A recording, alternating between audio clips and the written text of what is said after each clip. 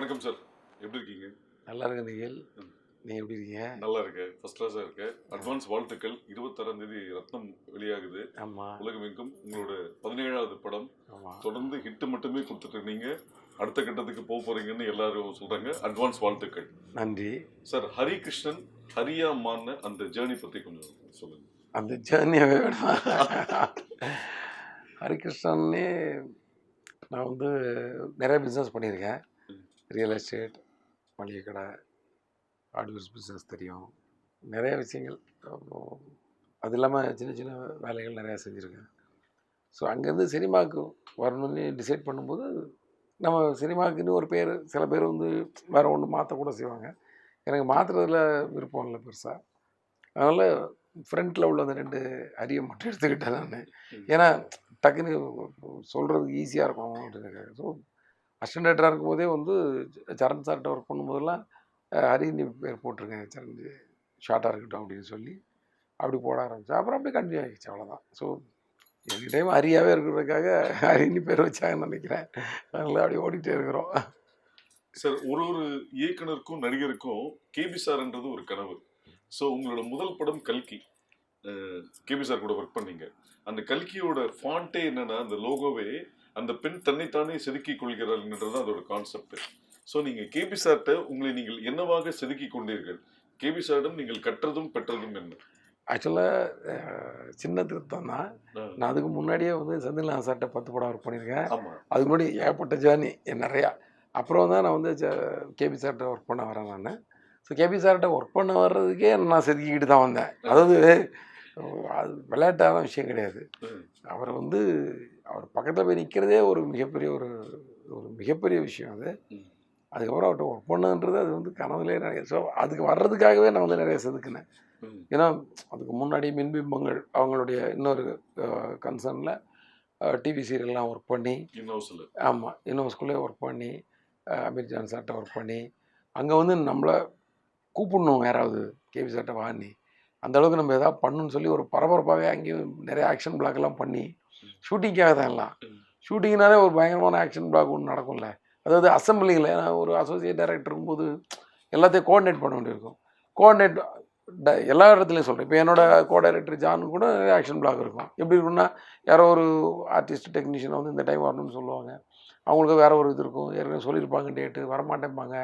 அப்புறம் அடித்து பிடிச்சி ஓடி போய் அங்கே போய் அவங்கள கண்டிப்பாக வந்தே ஆகணுன்ற ஒரு ப்ரெஷர் போட்டு, அங்கே வந்து வாய் வார்த்தை தகராறு எல்லாம் ஆகி, அப்புறம் வந்தே ஆகணும்னு சொல்லி ஒரு வழியாகி, ஒரு தொல்லை தாங்க முடியாமல் வந்து இப்படிலாம் வந்து, ஏன்னா அந்த வேலை நடக்கணுன்ற ஒரு ஆக்ஷன் பிளாக் இருக்கும். இந்த மாதிரி விஷயங்களெல்லாம் நானும் அந்த சீசனில் நிறையா பண்ணி, எனக்கு வந்து அவங்க அங்கே உள்ள மேல் மட்டத்தில் உள்ளவங்க நம்மளை வந்து கவனிக்க வச்சு, சரண் சாரோட ஹெல்ப்பு, அவர் தான் நான் ஸ்டாண்டர்ட் அங்கே சேர்றதுக்கு பெரிய ஹெல்ப்பு. ஸோ அந்த நேரத்தில் என்னை கூப்பிட்டு போனேன். அப்புறம் ரொம்ப பயந்துட்டு தான் போனேன் அவர்கிட்ட. அவர் எப்படி போய் பேசுகிறது அவர்கிட்ட அப்படின்ற அளவுக்கு. ஆனால் உள்ளே போனோன்னே அவர் ஒரு வார்ம் வெல்கம் கொடுத்து உடம்புல உள்ள எல்லா அச்சத்தையும் சரி பண்ணி விட்டார் டக்குன்னு. ஹலோ மிஸ் ஹரி, எப்படி இருக்கீங்க, வாங்க அப்படி. ஏய், இவ்வளோ பெரிய டேரக்டர் ஒரு அசிஸ்டன்ட் சார் வந்த பையன்கிட்ட வந்து இப்படி பேசுகிறாரு, இதான் அவர் அந்த இடத்துல இருக்கார். எல்லாம் வந்து அவர்கிட்ட வந்து ஏபிசிலேருந்து கற்றுக்கிட்டா அப்படின்னு எல்லாம் சொல்லுவாங்க. அப்போ நம்ம சேனல் இன்டர்வியூ தானே. அப்போ ஒரு ஆர்டிஸ்ட் ஒரு அவங்ககிட்ட வந்து இந்த மாதிரி கேபி சார் அவர் எனக்கு ஏபிசிலேருந்து, நாங்கள் வந்து அப்போ வந்து கிரிக்கெட்லாம் விளையாடுவோம். ஏபிசிலேருந்து கற்றுக்கிறதுனா என்ன கற்றுப்பாங்க, என்ன சொல்லிக் கொடுப்பாங்க? ஒரு எல்லோரும் அதே மாதிரி பேசுகிறாங்களே, வேணும்னு இப்படி பேசுகிறாங்களோ, இப்படிலாம் நாங்கள் கூட நாங்கள் பேசிடுவோம் பிஃபோர் சினிமா நான் சொல்லுவேன். அதுக்கப்புறம் அங்கே உள்ளே போன தான் தெரியுது, ஏபிசிடிக்கு முன்னாடி ஏதாவது -A -Bலேருந்தே கற்றுக்கிற மாதிரி தான். அதாவது அப்படி ஒரு தெளிவு கொடுத்துருவாருங்க. தெளிந்த ஒரு டெக்னீஷியன் அவர் மாதிரி. உங்களுக்கு அடுத்தவங்களுக்கு புரியும், ஏன்னா வேலை செய்கிறோன்றது நம்ம கூட இருக்க நமக்கு புரிகிற மாதிரி அந்த வேலை இருக்கும். அங்கே போனோன்னே உங்களுக்கு ஒரு நம்பிக்கை வந்துடும். அதுக்கப்புறம் அந்த வண்டியை வந்து கரெக்டாக ஓட்டுறதா இல்லை ரேஷாக ஓட்டுறான்னு நீங்கள் தான் டிசைட் பண்ணலாம். வண்டி உங்களுக்கு ஸ்டேரிங் வந்து கரெக்டாக பிடிக்கவே சொல்லி கொடுத்துருவார் அவர். அது வந்து அவரே சொல்லித்தரல மாட்டார், நமக்கு போனோன்னு புரிஞ்சிடும். ஏன்னா ஷார்ட் டிவிஷன் பண்ணி சொல்லும் போதே உங்களுக்கு வந்து அங்கேயே செதுக்கிக்கலாம். தான் நீங்கள் சொல்லிக்கலாம், இந்த கல்கி மாதிரி நம்ம அங்கே செதுக்கிக்கிட்டே இருப்போம். டெய்லி நம்ம மேலே இருந்து தேவையில்லாத பொருள் போயிட்டே இருக்கும்.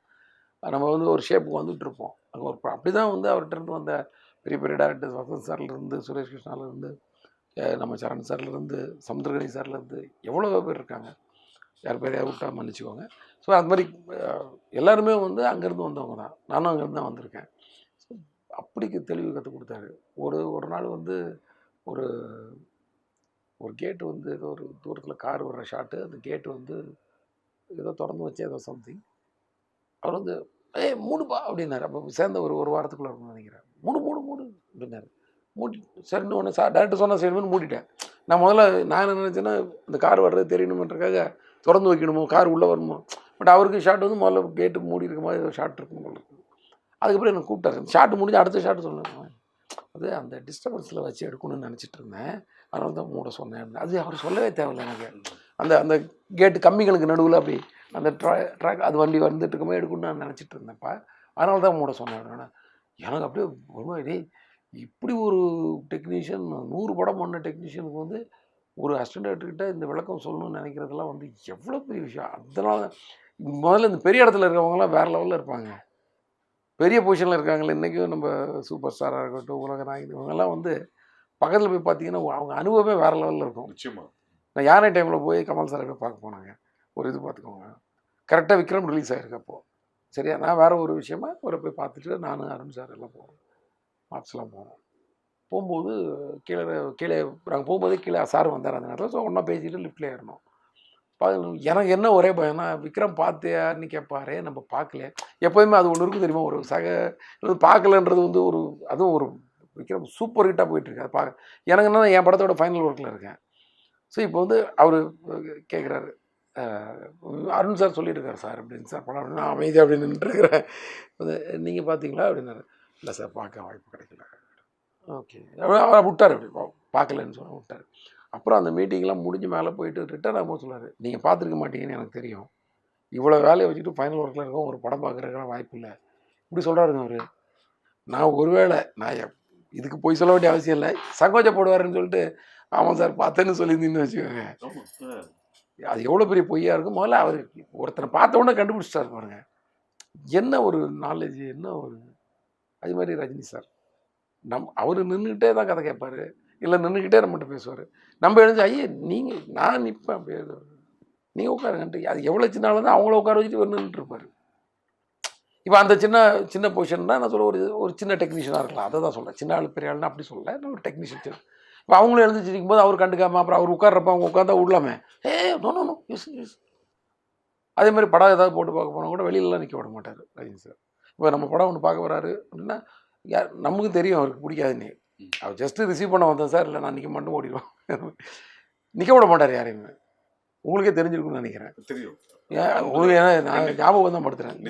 இதெல்லாம் வந்து எவ்வளோ பெரிய சரி அவங்க வெளியில் சும்மா நிற்கட்டும், அவங்க படம் நிற்கிறாங்க, நம்ம உள்ள படம் பார்த்துருவோம். ஐயோ எனக்காக யாரும் வெயிட் பண்ணக்கூடாது, வேஸ்ட்டாக வெயிட் பண்ணக்கூடாது. அவங்கெல்லாம் தான் அந்தந்த இடத்துல இருக்கிறாங்க. அதுவும் அவங்க 2 பேருமே வந்து கேபியோட படைப்பு மிகப்பெரிய ஒரு ஏன்னா பயங்கரமான ஒரு ஃப்ளாஷ்பேக் அதெல்லாம் எடுத்துட்டு ஐயோ இங்கே பேசுறதுக்கே அவ்வளோ இன்ட்ரெஸ்டாக இருக்கு. சார் இப்போ கேபி சாரை தொடர்ந்து உங்க நண்பர் சரணோட 3 படங்கள் அமர்க்களம், பார்த்தேன் ரசிகன், அல்லி அர்ஜுனா, அந்த எக்ஸ்பீரியன்ஸ் என்ன? இல்லை இப்போ சரண் சார்கிட்ட வந்து வந்து அது அது வேலை மாதிரியே இல்லை, அது வந்து ஒரு பயங்கர ஒரு ஜேர்னி. அது அந்த வாய்ப்பெல்லாம் வந்து யாருக்குமே கிடைக்குமா எனக்கு தெரியல. நான் ஏற்கனவே அசிஸ்டன்ட் டைரக்டர் ஜாப்பை வந்து அவ்வளோ இன்ட்ரெஸ்ட்டாக என்ஜாய் பண்ணி பண்ணுவேன். அதுவும் ஒரு சரண் சார் வந்து முதல்ல ஒரு நண்பராக அறிமுகமாகி என்னோடய கல்கியில் நான் ஒர்க் பண்ணும்போது என்னுடைய சீனியராக அவர் கூட ஒர்க் பண்ணி நிறையா கைட் பண்ணுவார், நிறையா ஐடியா கொடுப்பாரு. அப்புறம் அவர்கிட்ட நான் வந்து ஒரு டைரக்டராக ஒர்க் பண்ணும்போது எனக்கு அந்த அந்த ரிலேஷன்ஷிப் இருக்கு இல்லையா, ரொம்ப ஸ்ட்ராங்காக இருக்கும் எங்களுக்கு. ஒரு ஃப்ரெண்ட்ஷிப்பும் இருக்கும், ஒரு டைரக்டர்ன்ற ரெஸ்பெக்ட் இருக்கும், ஒரு ஃப்ரெண்டுங்கிற உரிமை இருக்கும். ஆமாம் நீங்கள் தான் கூட நீங்களே ஃப்ரெண்டுங்கிற உரிமை இருக்கும். அதே சமயத்தில் டைரக்டர்ன்ற அந்த ஒரு இது பிரமிப்பு இருக்கும். அவர் வந்து அவருடைய டைலாக்ஸு, அவருடைய மேக்கிங் ஸ்டைலு இதெல்லாம் பார்க்கும்போது அது ஒரு இன்ட்ரெஸ்ட்டு. நான் வந்து முழு மூச்சாக அந்த படத்தில் வந்து பின்னி எடுத்துடணும் வேலை செஞ்சு. நம்ம வந்து படமே 1-2 வருஷத்துக்கு பண்ணிடக்கூடாதுன்னு முடிவு பண்ணிட்டேன் நான் அந்த சரண் சார். ஏன்னா நான் அந்த வேலையை நல்லா என்ஜாய் பண்ணி பண்ணேன். அந்த நேரத்தில் தான் நிறைய கதைகள் கூட பண்ண முடிஞ்சுது. அவர் கூடவே தான் இருப்பேன். இப்போ எங்களோட ஜேர்னியை டிஸ்கஷன் டைமில் பீச்சில் போய் வாக் பண்ணுவோம். வாக் பண்ணிக்கிட்டே தான் கதை பேசுவோம். அப்புறம் சரவணபவனில் வந்து ஒரு காஃபி சாப்பிடுவோம். போகும்போது பால் குடிச்சிட்டு போவோம்னு நினைக்கிறேன்.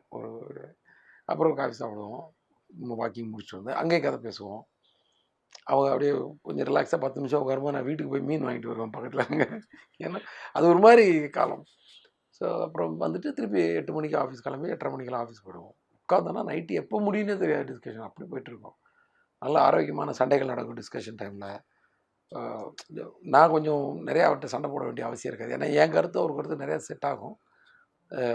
நான் வந்து கொஞ்சம் எங்களுக்கு நல்ல ஒரு இது இருக்கும், ஒரு பேரலாக ஒரு ஐடியா கரெக்டாக ஒர்க் அவுட் ஆகும். அதனால் ஆர்குமெண்ட் தான் இருக்குமே தவிர சண்டை மாதிரி வராது. கேமராமேன் வெங்கடேஷ் வந்து நல்லா சண்டை போடுவார். ஆமாம், அது மாதிரி ஆர்குமெண்ட்டு பயங்கரமாக வேணும்னே ஸ்பின் பண்ணி விடுவார் பாலை. அது ஒரு நேற்று வரைக்கும் வேறு மாதிரி பேசுனீங்க, இன்னைக்கு போய் அவருக்கு கோவம் வரும். அவருக்கு சரண் சாருக்கு கோவம் வந்தால் கூட ரொம்ப டீசெண்டாக இருக்கும். அவருடைய அப்ரோச்சே எல்லாமே வந்து ரொம்ப ஒரு தன்மையான ஒரு ஆள் இல்லை. ஸோ அவர்கிட்ட ஒர்க் பண்ணும்போது இன்னும் வந்து நம்ம, ஏன்னா அவர் என்கிட்ட வந்து நான் 2வது படம் ஒர்க் பண்ணும்போது நினைக்கிறேன் 10 டேஸ்க்கு அப்புறம் 3வது படம் ஒர்க் பண்ணும்போது நீங்கள் இந்த படத்தில் வேலை செய்யலை, உங்கள் படத்துக்கு நீங்கள் வாய்ப்பு தேடுறது தான் இந்த படத்துக்கு ஒர்க் பண்ணிக்கிட்டே அந்த வேலை செய்கிறீங்க. ஸோ அதர் தென் ஒர்க் டைம் நீங்கள் வந்து அந்த வேலையை என் கூட சுற்றிட்டு இருக்காதீங்கன்னு சொன்னவர். புரியுதா உங்களுக்கு? அது எவ்வளோ பெரிய விஷயம். அதெல்லாம் வந்து யாரும் அவ்வளோ சீக்கிரம் சொல்ல மாட்டாங்க. ஸோ அந்த மாதிரி ஒரு அது சார். நான் உங்களோட ஆரம்பத்துலேருந்து நான் உங்க கூட ட்ராவல் பண்ணி பார்த்துருக்கேன். அந்த அல்லி ஒரிஜினல்ல வந்து ஒரு சம்பவம் நடந்தது. என்னன்னா, ராதாகிருஷ்ணன் ரோட்ல ஒரு சந்துள்ள ஒரு வீட்டில் ஷூட்டிங் இருக்கும். 6 மணிக்கு பேக்கப் பண்ணோன்னே சரண் சார் வந்து நாளைக்கு எடுக்க போகிற சீன் உங்ககிட்ட பேசிட்டு அவர் கிளம்பிடுவார். நீங்கள் வந்து ப்ரொடக்ஷன் மேனேஜர்கிட்ட நாளைக்கு ஆர்டிஸ்ட் டெக்னீஷியன் எல்லா லிஸ்ட்டு கொடுத்துட்டு எக்ஸ்பிளைன் பண்ணிட்டு இருக்கும்போது கரெக்டாக 5:30 மணிக்கு 2 பைக்கில் 3 பேர் வருவாங்க. வந்தோடனே முடிச்சதுக்கப்புறம் அந்த 3 பேர் கம்பெனிலேருந்து காஃபி டீ கூட குடிக்க மாட்டாங்க. ஸோ நீங்கள் முடிச்சதுக்கப்புறம் ப்ரொடக்ஷன் மேனேஜர் நீங்கள் அந்த பைக்கில் ஏறிட்டு உங்களோட படம் டிஸ்கஷனுக்கு போயிடுவீங்க. ஸோ அந்த உழைப்பு தான் இன்னைக்கு இந்த அளவுக்கு கொண்டு வந்திருக்குன்றது வந்து நான் கண் கூட பார்த்துருக்கேன். ஸோ சரண் சார் சொன்ன மாதிரி அப்பயே நம்ம வந்து எப்படி டைரக்ட் பண்ண போறோம், நம்ம வந்து கதை பண்ணி வச்சிருவோன்ற அந்த ஃபயர் உங்ககிட்ட இருந்ததை நான் பார்த்தேன். அதுக்கு என்ன இன்ஸ்பிரேஷன் உங்களுக்கு? இன்ஸ்பிரேஷன் தான். நமக்கு எப்படியும் வந்து தனியாக ஒரு டைம் கிடச்சி உட்காந்து கதை பண்ணால் நம்மளே வந்து சும்மா உட்காந்தா தூசு ஓவராக அடைஞ்சு போயிடும். நீங்கள் ஒரு உங்கள் மொபைலே வச்சுட்டு காலையில் வச்சுட்டு சாயங்காலம் வந்து பாருங்கள், மேலே தேய்ச்சிங்கன்னா கொஞ்சம் அழுக்கெல்லாம் வரும். அது மாதிரி நம்ம சும்மா உட்காந்தோன்னா இதாயிரும். வேலை செய்யாமல் உட்காந்துட்டு நான் கதை பண்ணி உட்காந்தா சும்மா உட்கார மாதிரி ஆயிரும். இதுதான் நான் என்னோட ஸ்டூடெண்ட்ஸும் சொல்லுவேன். இப்போ ஒர்க் பண்ணிக்கிட்டே நீங்கள் கதை பண்ணுங்கள், அதுக்கு ஒரு டைம் எடுத்துக்கோங்க. நீங்கள் தான் ஒதுக்கி ஆகணும். நீங்கள் தான் உங்கள் தூக்கம் 8 மணி நேரம் தூங்காதீங்க, 5 மணி நேரம் தூங்க, அந்த 3 மணி நேரத்தில் கதை பண்ணுங்கள். சீக்கிரமாக குளிங்க, 1 மணி நேரம் குளிக்காதீங்க, 10 நிமிஷத்தில் குளிச்சுட்டு அந்த 50 நிமிஷத்தில் கதை பண்ணுங்கள். எனக்கே ஒரு நாள் டைரக்டர் வெளியூர் எப்படியும் நான் இப்படியே இருந்துட்டு இருப்போம். வெளியூர் ஒரு 5 நாள் போகிறப்போ அந்த 5 நாள் லீவாக கன்வெர்ட் பண்ணிக்கிட்டு ஆஃபீஸில் என் ஆஃபீஸில் உட்காந்து ஒர்க் பண்ணுங்கள். என் ஆஃபீஸில் நம்ம ஸ்டூடெண்ட்ஸ் எல்லாம் சேர்ந்து ஒவ்வொருத்த கதையை பேசிக்கோங்க. அது மாதிரி பண்ணலாம்ல. தனியாக நான் வந்து கதை பண்ணுறேன்னு சொல்லி லீவ் விடாதீங்க. உங்கள் மனசே தூசு அடைஞ்சு போயிடும். ஏன்னா வேலை செஞ்சுட்டு ஆடிய கால்களும் ஓடிய கால்களும் வந்து நின்னாச்சுன்னா அப்புறம் வந்து அது வந்து அப்படித்தானே உங்களுக்கு நமக்கு மனதளவில் நம்ம வந்து சும்மா இருந்தால் ஒரு ஐடியல் டெவில்ஸ் ஒர்க் ஷாப்பா அது மாதிரி ஒன்று சொல்லுவாங்க. அந்த மாதிரி ஒரு மாதிரி மைண்டு வந்து துருப்பிடிச்சி போயிடும் அப்படின்னு நான் சொல்லுவேன். அதுதான் நான் அன்றைக்கி கடைப்பிடிச்சது. நம்ம எல்லா டைரக்டர்ஸ்கிட்டையும் ஒர்க் பண்ணும்போது நம்ம இப்போ ஒர்க் பண்ணுறது தான் ஒர்க்கு. ஐ மீன் இப்போ கேதர் பண்ணுறது இப்போ பண்ணுறது தான். அதுக்கப்புறம் நமக்கு வந்து பெயின் தான்றது தெரிஞ்சிச்சு. ஏன்னா நம்ம டேரக்டர்ஸ் போடுற அவஸ்தை, நான் ஒர்க் பண்ண எல்லா டேரக்டரும் பெயின்ஃபுல்லாக ஒர்க் பண்ணவங்க தான். செந்தில்நாத் சார்லாம் வந்து காலையில் வந்து ஒரு 2:30 மணி 3 மணிக்கு பேக்கப் பண்ணி ஒரு 3-3:15 வீட்டுக்கு வருவார். வந்துட்டு எப்போ படுப்பாருன்னு தெரியும், காலைல 5:30 மணிக்கு வெளியே வந்து நிற்பார். குளிச்சு ரெடியாகி விபூதி போட்டு சாமி கும்பிட்டுட்டு அடுத்த ஜேர்னி ஆரம்பிச்சிடும். ஒரு நாளைக்கு 2 ஷூட்டிங் 3 ஷூட்டிங் இப்படி போயிட்டுருக்கும். ஸோ அந்த உழைப்பெல்லாம் வந்து உங்களுக்கு அப்படிலாம் பணம் கூட தேவையில்லை. ஆனால் ஒரு படத்தை கமிட் பண்ணிவிட்டு அதை கரெக்டாக முடிச்சு கொடுக்கணுன்றக்காக அவங்க வந்து ஹார்ட் ஒர்க் பண்ணது. அது மாதிரி ஒவ்வொரு டேரக்டர்ஸோடய ஒவ்வொரு ஸ்பெஷாலிட்டி இருக்கும். நான் அந்த மாதிரி ஒவ்வொரு ஸ்பெஷாலிட்டி. ஸோ இதெல்லாம் வந்து உங்களுக்கு வந்து அந்த பெயின்ஃபுல்லாக தான் அந்த லைஃப் இருக்க போகுது. அங்கே போய் உட்காந்துட்டு நீங்கள் ரூம் போடலாம், அப்போ டிஸ்கஸ் பண்ணி கதை பண்ண முடியாது. அதுக்கப்புறம் ஒரு வாய்ப்பு கிடைச்சப்பறம் தான் நீங்கள் கதை பண்ண முடியும். வாய்ப்பு கிடைச்சதுக்கப்புறம் நீங்கள் உட்காந்து ஓடுறதுக்கு தான் டைம் சரியாக இருக்கும். ஹீரோ மீட்டிங் கூப்பிட்டாரு, மியூசிக் டைரக்டர் மீட்டிங் கூப்பிட்டாரு, கேமராமேன் இன்றைக்கி வர்றாரு, அவருக்கு கதை சொல்லு, ப்ரொடியூசரோட ஃப்ரெண்டு ஒருத்தர் வர்றாரு இப்போ ஃபஸ்ட்டு படத்தில், அவருக்கு கொஞ்சம் சொல்லு, அவர் தான் இவருக்கு மோட்டிவேஷன் கொடுக்குறவர். ஐயோ இவரை இம்ப்ரூவ் பண்ணதோட இவர் ரொம்ப இம்ப்ரூவ் பண்ணணும், இதெல்லாம் வரும். ஸோ இது மாதிரி இதுக்கே நேரம் சரியாக இருக்கும். ஐயோ இந்த ஹீரோயின் கிடச்சா நல்லா இருக்குமே, ப்ரொடியூசருக்கு பட்ஜெட் இருக்குமா, ஐயோன்னு அந்த ஃபஸ்ட்டு படத்தில் கடந்து பரிதவிப்போம்ல, அது எப்போவுமே நமக்கெல்லாம் இருக்கும். இந்த படத்துக்கு யார் வரப்போகிறா, ஐயோ கரெக்டாக இருக்கணுமே, நடிக்க தெரியணுமே, டைலாக் பேச தெரியணுமே, நிறைய டைலாக் எழுதி வச்சுருக்கோம். ஒருவேளை லாங்குவேஜ் தெரியாத பொண்ணை போட்டால் டைலாக் கற்றுக் கொடுக்குறதுலே நம்ம டைம் போயிடும். அப்புறம் பர்ஃபார்மன்ஸுக்கு டைலாகை கற்றுக் கொடுத்து வர்றதுக்குள்ளே சீன் முடிஞ்சு போயிடும். அப்போ நம்ம காம்ப்ரமைஸ் பண்ணி ஷார்ட் எடுக்கணும். இப்படி நிறைய விஷயங்கள் கடந்து நம்ம போராடிக்கிட்டே இருக்க போகிறோம். இது மாதிரி ஆர்ட் டிபார்ட்மெண்ட் எடுத்து அது ஒரு போராட்டம், காஸ்டியூம் எடுத்து அது ஒரு போராட்டம், லொக்கேஷன் போராட்டம், மேனேஜர்ஸ் கிட்ட போராட்டம், இப்படி தான் இருக்க போகுது. ஆனால் இதுக்கு முன்னாடி நீங்கள் ஷோல்டரில் சுமக்கிறப்போ, தலையில் சுமக்கிறதுக்கு ஒரு டைரக்டர் இருக்காரு, தோளில் சுமந்துட்டு இருப்பீங்க உங்கள் வேலையை. அது வந்து கொஞ்சம் கம்மி, மண்டையில் சுமக்கிறத விட. அந்த நேரத்தில் தான் நீங்கள் கதை பண்ண முடியும். அந்த நேரத்தில் நீங்கள் உங்களோட படையை வந்து நல்ல சேனையை வந்து திரட்டி வச்சுக்க முடியும். அந்த டைம் தான். அதனால தான் நான் வந்து கேபி சார்ட்ட ஒர்க் பண்ணோன்னே, நான் ஆக்சுவலாக வந்து ரொம்ப முன்னாடியே படம் பண்ணுறதால எனக்குலாம் வாய்ப்பு கூட கிடச்சிது, கதை சொல்கிறதுக்கெலாம் வாய்ப்பு கிடச்சிது. நான் அவாய்ட் பண்ணிட்டேன் அந்த டைமில். நான் வந்து ஒரு 93 வள்ளிலாம் ஒர்க் பண்ண டைம்லலாம் கூட எனக்கு வந்து நிறைய என்னோடய ஃப்ரெண்ட்ஸ் நிறைய பேர் கதை சொல்ல போவாங்க. இப்போ நிறையா கம்பெனியில் கதை கேட்பாங்க தெரியுமா, க்யூவில் உட்காந்து கதை சொல்லலாம். எல்லாம் அப்படி இருந்துச்சு நிறையா. அதுவும் சூப்பர் குட்லலாம் க்யூவில் இருந்து கதை சொல்லுவாங்க. அதே மாதிரி வாய்ப்பு கொடுத்துட்ருப்பாங்க. அவங்கெல்லாம் வந்து சூப்பர் குட் சௌத்ரி சார்லாம் one of the best producer, one of the producer. அத்தனை பேருக்கு வாய்ப்பு. என்ன தைரியம் பாருங்கள், டிசைடிங் கெப்பாசிட்டி. இந்த படம் நம்ம எடுக்கலான்ற ஒரு புது டைரக்டர் நம்பி எடுக்கிறது, இந்த மாதிரி விஷயங்கள். அந்த டைமில் நான் வந்து என்ன பண்ணேன், அவாய்ட் பண்ணிக்கிட்டேன். வேண்டாம், கொஞ்ச நாள் நல்லா கற்றுப்போம், நமக்கு அவசரம் இல்லை. ஏன்னா இது வந்து அதுக்கப்புறம் நம்ம கற்றுக்க முடியாதுன்னு நினைக்கிறேன். வாத்தியார வேஷம் போட்ட பிறகு நம்ம கற்றுக் கொடுக்க வேண்டிய கட்டாயத்தை வந்துடுவோம். அதுக்கப்புறம் நம்ம கற்றுக்கிறதுக்கு ரொம்ப கஷ்டமாயிடும், டைம் இருக்காது அப்படின்ட்டு தான் நான் உட்காந்துட்டு இருந்தேன். அதில் தான் எனக்கு கேபி சார்ட்ட வாய்ப்பு கிடச்சிது. ஸோ கேபி சார்ட்ட வந்து சரண் சார்கிட்ட வரும்போது வந்துன்னா, கேபி சார்கிட்ட இருந்து கற்றுக்கிட்ட உடனே ஐயோ இப்போ வந்து நம்ம கரெக்டாக போய் லேண்ட் ஆகணும் அப்படின்னு சொல்லி நான் டிசைட் பண்ணி சைலண்டாக இருந்துட்டேன். வாய்ப்பே தேடி ஆக்சுவலாக ரொம்ப அலையலை. நான் அசிஸ்டன்ட் டைரக்டராக ஒர்க் பண்ணுறது தான் நிறைய வாய்ப்பு தேடி அலைஞ்சேன். டைரக்டர் வாய்ப்புன்றது எனக்கு ரொம்ப கொஞ்சம் சுலபமாக கிடச்சின்னு கூட சொல்லலாம். ஏன்னா நான் பெரிய டைரக்டர்ஸ் கூட, பெரிய ஹீரோஸ் கூட, பிரசாந்த், சிம்ரன், இந்த காம்போவில் நான் ஒர்க் பண்ணிகிட்டு இருந்தேன், பார்த்தேன் ரைசன். ஸோ அவங்களாம் பேசும்போது வாட் நெக்ஸ்ட் சார் எப்படிலாம் ஒரு ஃப்ரெண்ட்லியாக பேசும்போது, ஜி உங்களுக்கு இப்படி ஒரு சீன் எப்படி இருக்குது சிம்ரன், இந்த மாதிரி ஒரு சீன் எப்படி இருக்குது, ஓ சரி நைஸா பிரசாந்த், இப்படிலாம் அவங்களுக்குள்ள பேசிட்டு இப்படி வந்து எனக்கு இதுக்கெல்லாம் வந்து இதெல்லாம் எப்படி நடந்துச்சுன்னா, சரண் சார்ன்ற ஒரு மனிதர் அவர் நண்பனாக இருந்ததுனால தான். இல்லை இன்னொருத்தராக இருந்தால் இவ்வளோ ஈஸியாக நம்ம எல்லார்ட்டையும் பழக முடியாது. பரத்வாஜ் சார்கிட்ட என்ன ஹரி என்ன பண்ணுறீங்க, அடுத்து என்ன பண்ண போகிறீங்க, எவ்வளோ நாள் ஒர்க் பண்ணுறதா உத்தேசம், சார் நீங்கள் தான் எனக்கு மியூசிக் பண்ணு, இப்படி சொல்லுவீங்க, அப்புறம் ஓடி போயிருவீங்க நீங்கள் அப்படி, சார் இன்றைக்கே டியூன் போடுவோம் சார் அப்படின்னு ஏதாவது ஒரு ஜாலியாக இப்படி இந்த காம்போவில் தான் நான் போய் படம் பண்ணேன். இதில் எனக்கு சரண் சாரும் சேர்ந்து சப்போர்ட். நான் வந்து டைலாக் எழுதி தரேன், வேணா யூஸ் மை நேம் அப்படின்னு. பட் அவருக்கு டைலாக் எழுதுறதுக்கு வாய்ப்பு அந்த டைம் கிடைக்கல. அவர் அப்போது வேறு ஒரு படத்தில் பிஸியாக இருந்ததுனால எண்டில் வந்து என் பேரை போடாதீங்க, அது தப்பாயிடும், ஏன்னா என்னால் உட்கார்றதுக்கு டைம் இல்லை அதில். ஏன்னா நான் எழுதியிருந்தேன்னா பேர் போடலாம், ஒரு ரஃப் வெர்ஷன் கூட எனக்கு பண்ணுறதுக்கு டைம் இல்லாமல் போச்சு. நம்ம ஆரம்பிக்கும் போது அப்படி ஆரம்பித்தோம், அதனால் இப்போ போட்டிங்கன்னா தப்பாக இருக்கும் அப்படின்னு அவரே சொன்னார்.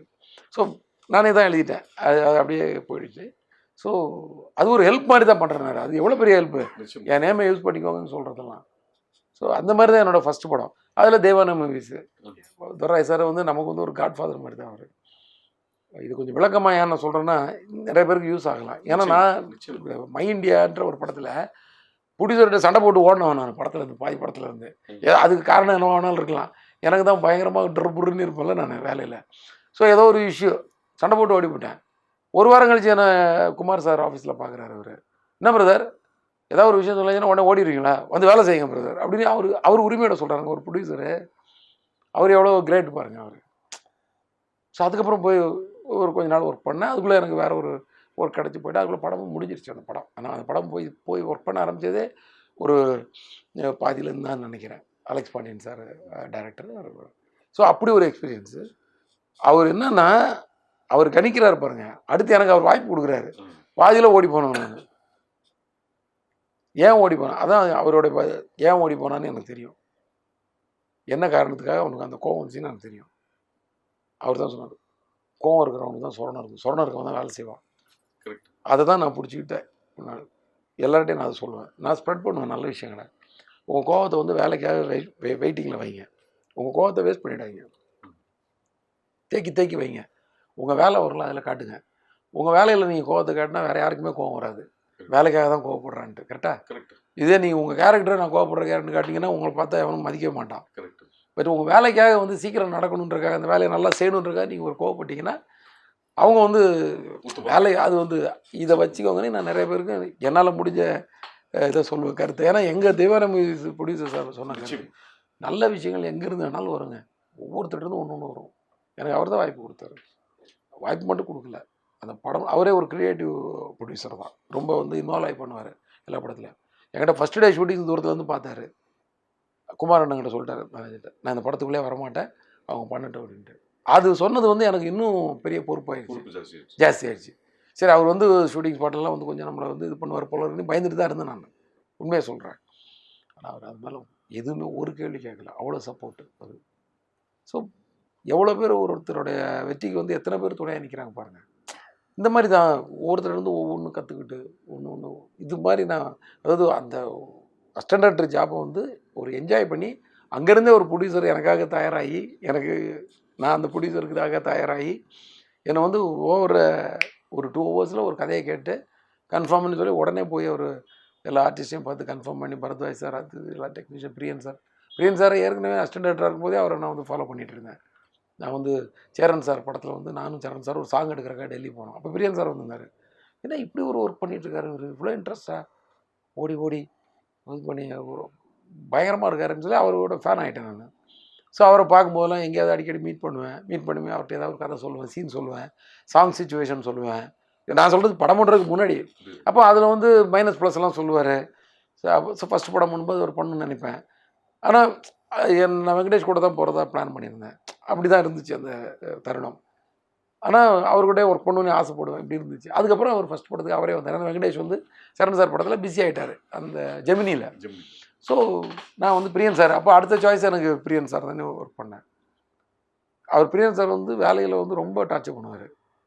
அதாவது நாங்கள் வந்து எல்லோரும் நினைப்பாங்க 15 படம் ஒன்றா ஒர்க் பண்ணியிருக்காங்க, ரொம்ப ஒற்றுமையாக இருந்துப்பாங்க போல இருக்கு ஸ்பாட்லன்னு. நிறையா சண்டை தான் போடுவோம் நாங்கள். அதுதான் எனக்கு ரொம்ப பிடிக்கும்.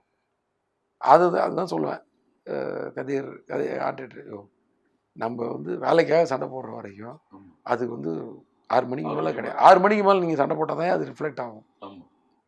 வேலையில் சண்டை போடுறது அது வந்து சண்டைன்றது வந்து ஒரு ஆர்கியூமெண்ட், ஹார்ஷ் ஆர்கியூமெண்ட்ஸ், அவ்வளோதான். சண்டைன்ற கத்தி எடுத்துகிட்டு அந்த சண்டை ஹார்ஷ் ஆர்கியூமெண்ட்ஸ்.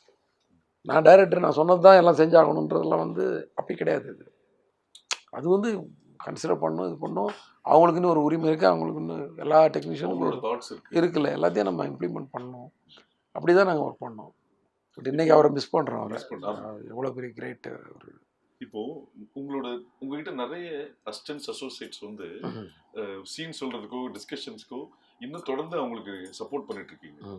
ஸோ நீங்க ஒரு அசிஸ்டன்ட் டைரக்டர் வந்து கஷ்டப்பட்டதுனால கஷ்டப்படுறவங்க திறமையானவங்களை கூட வச்சுட்டு பிளான் பண்ணுன்றது கான்செப்டா இல்ல?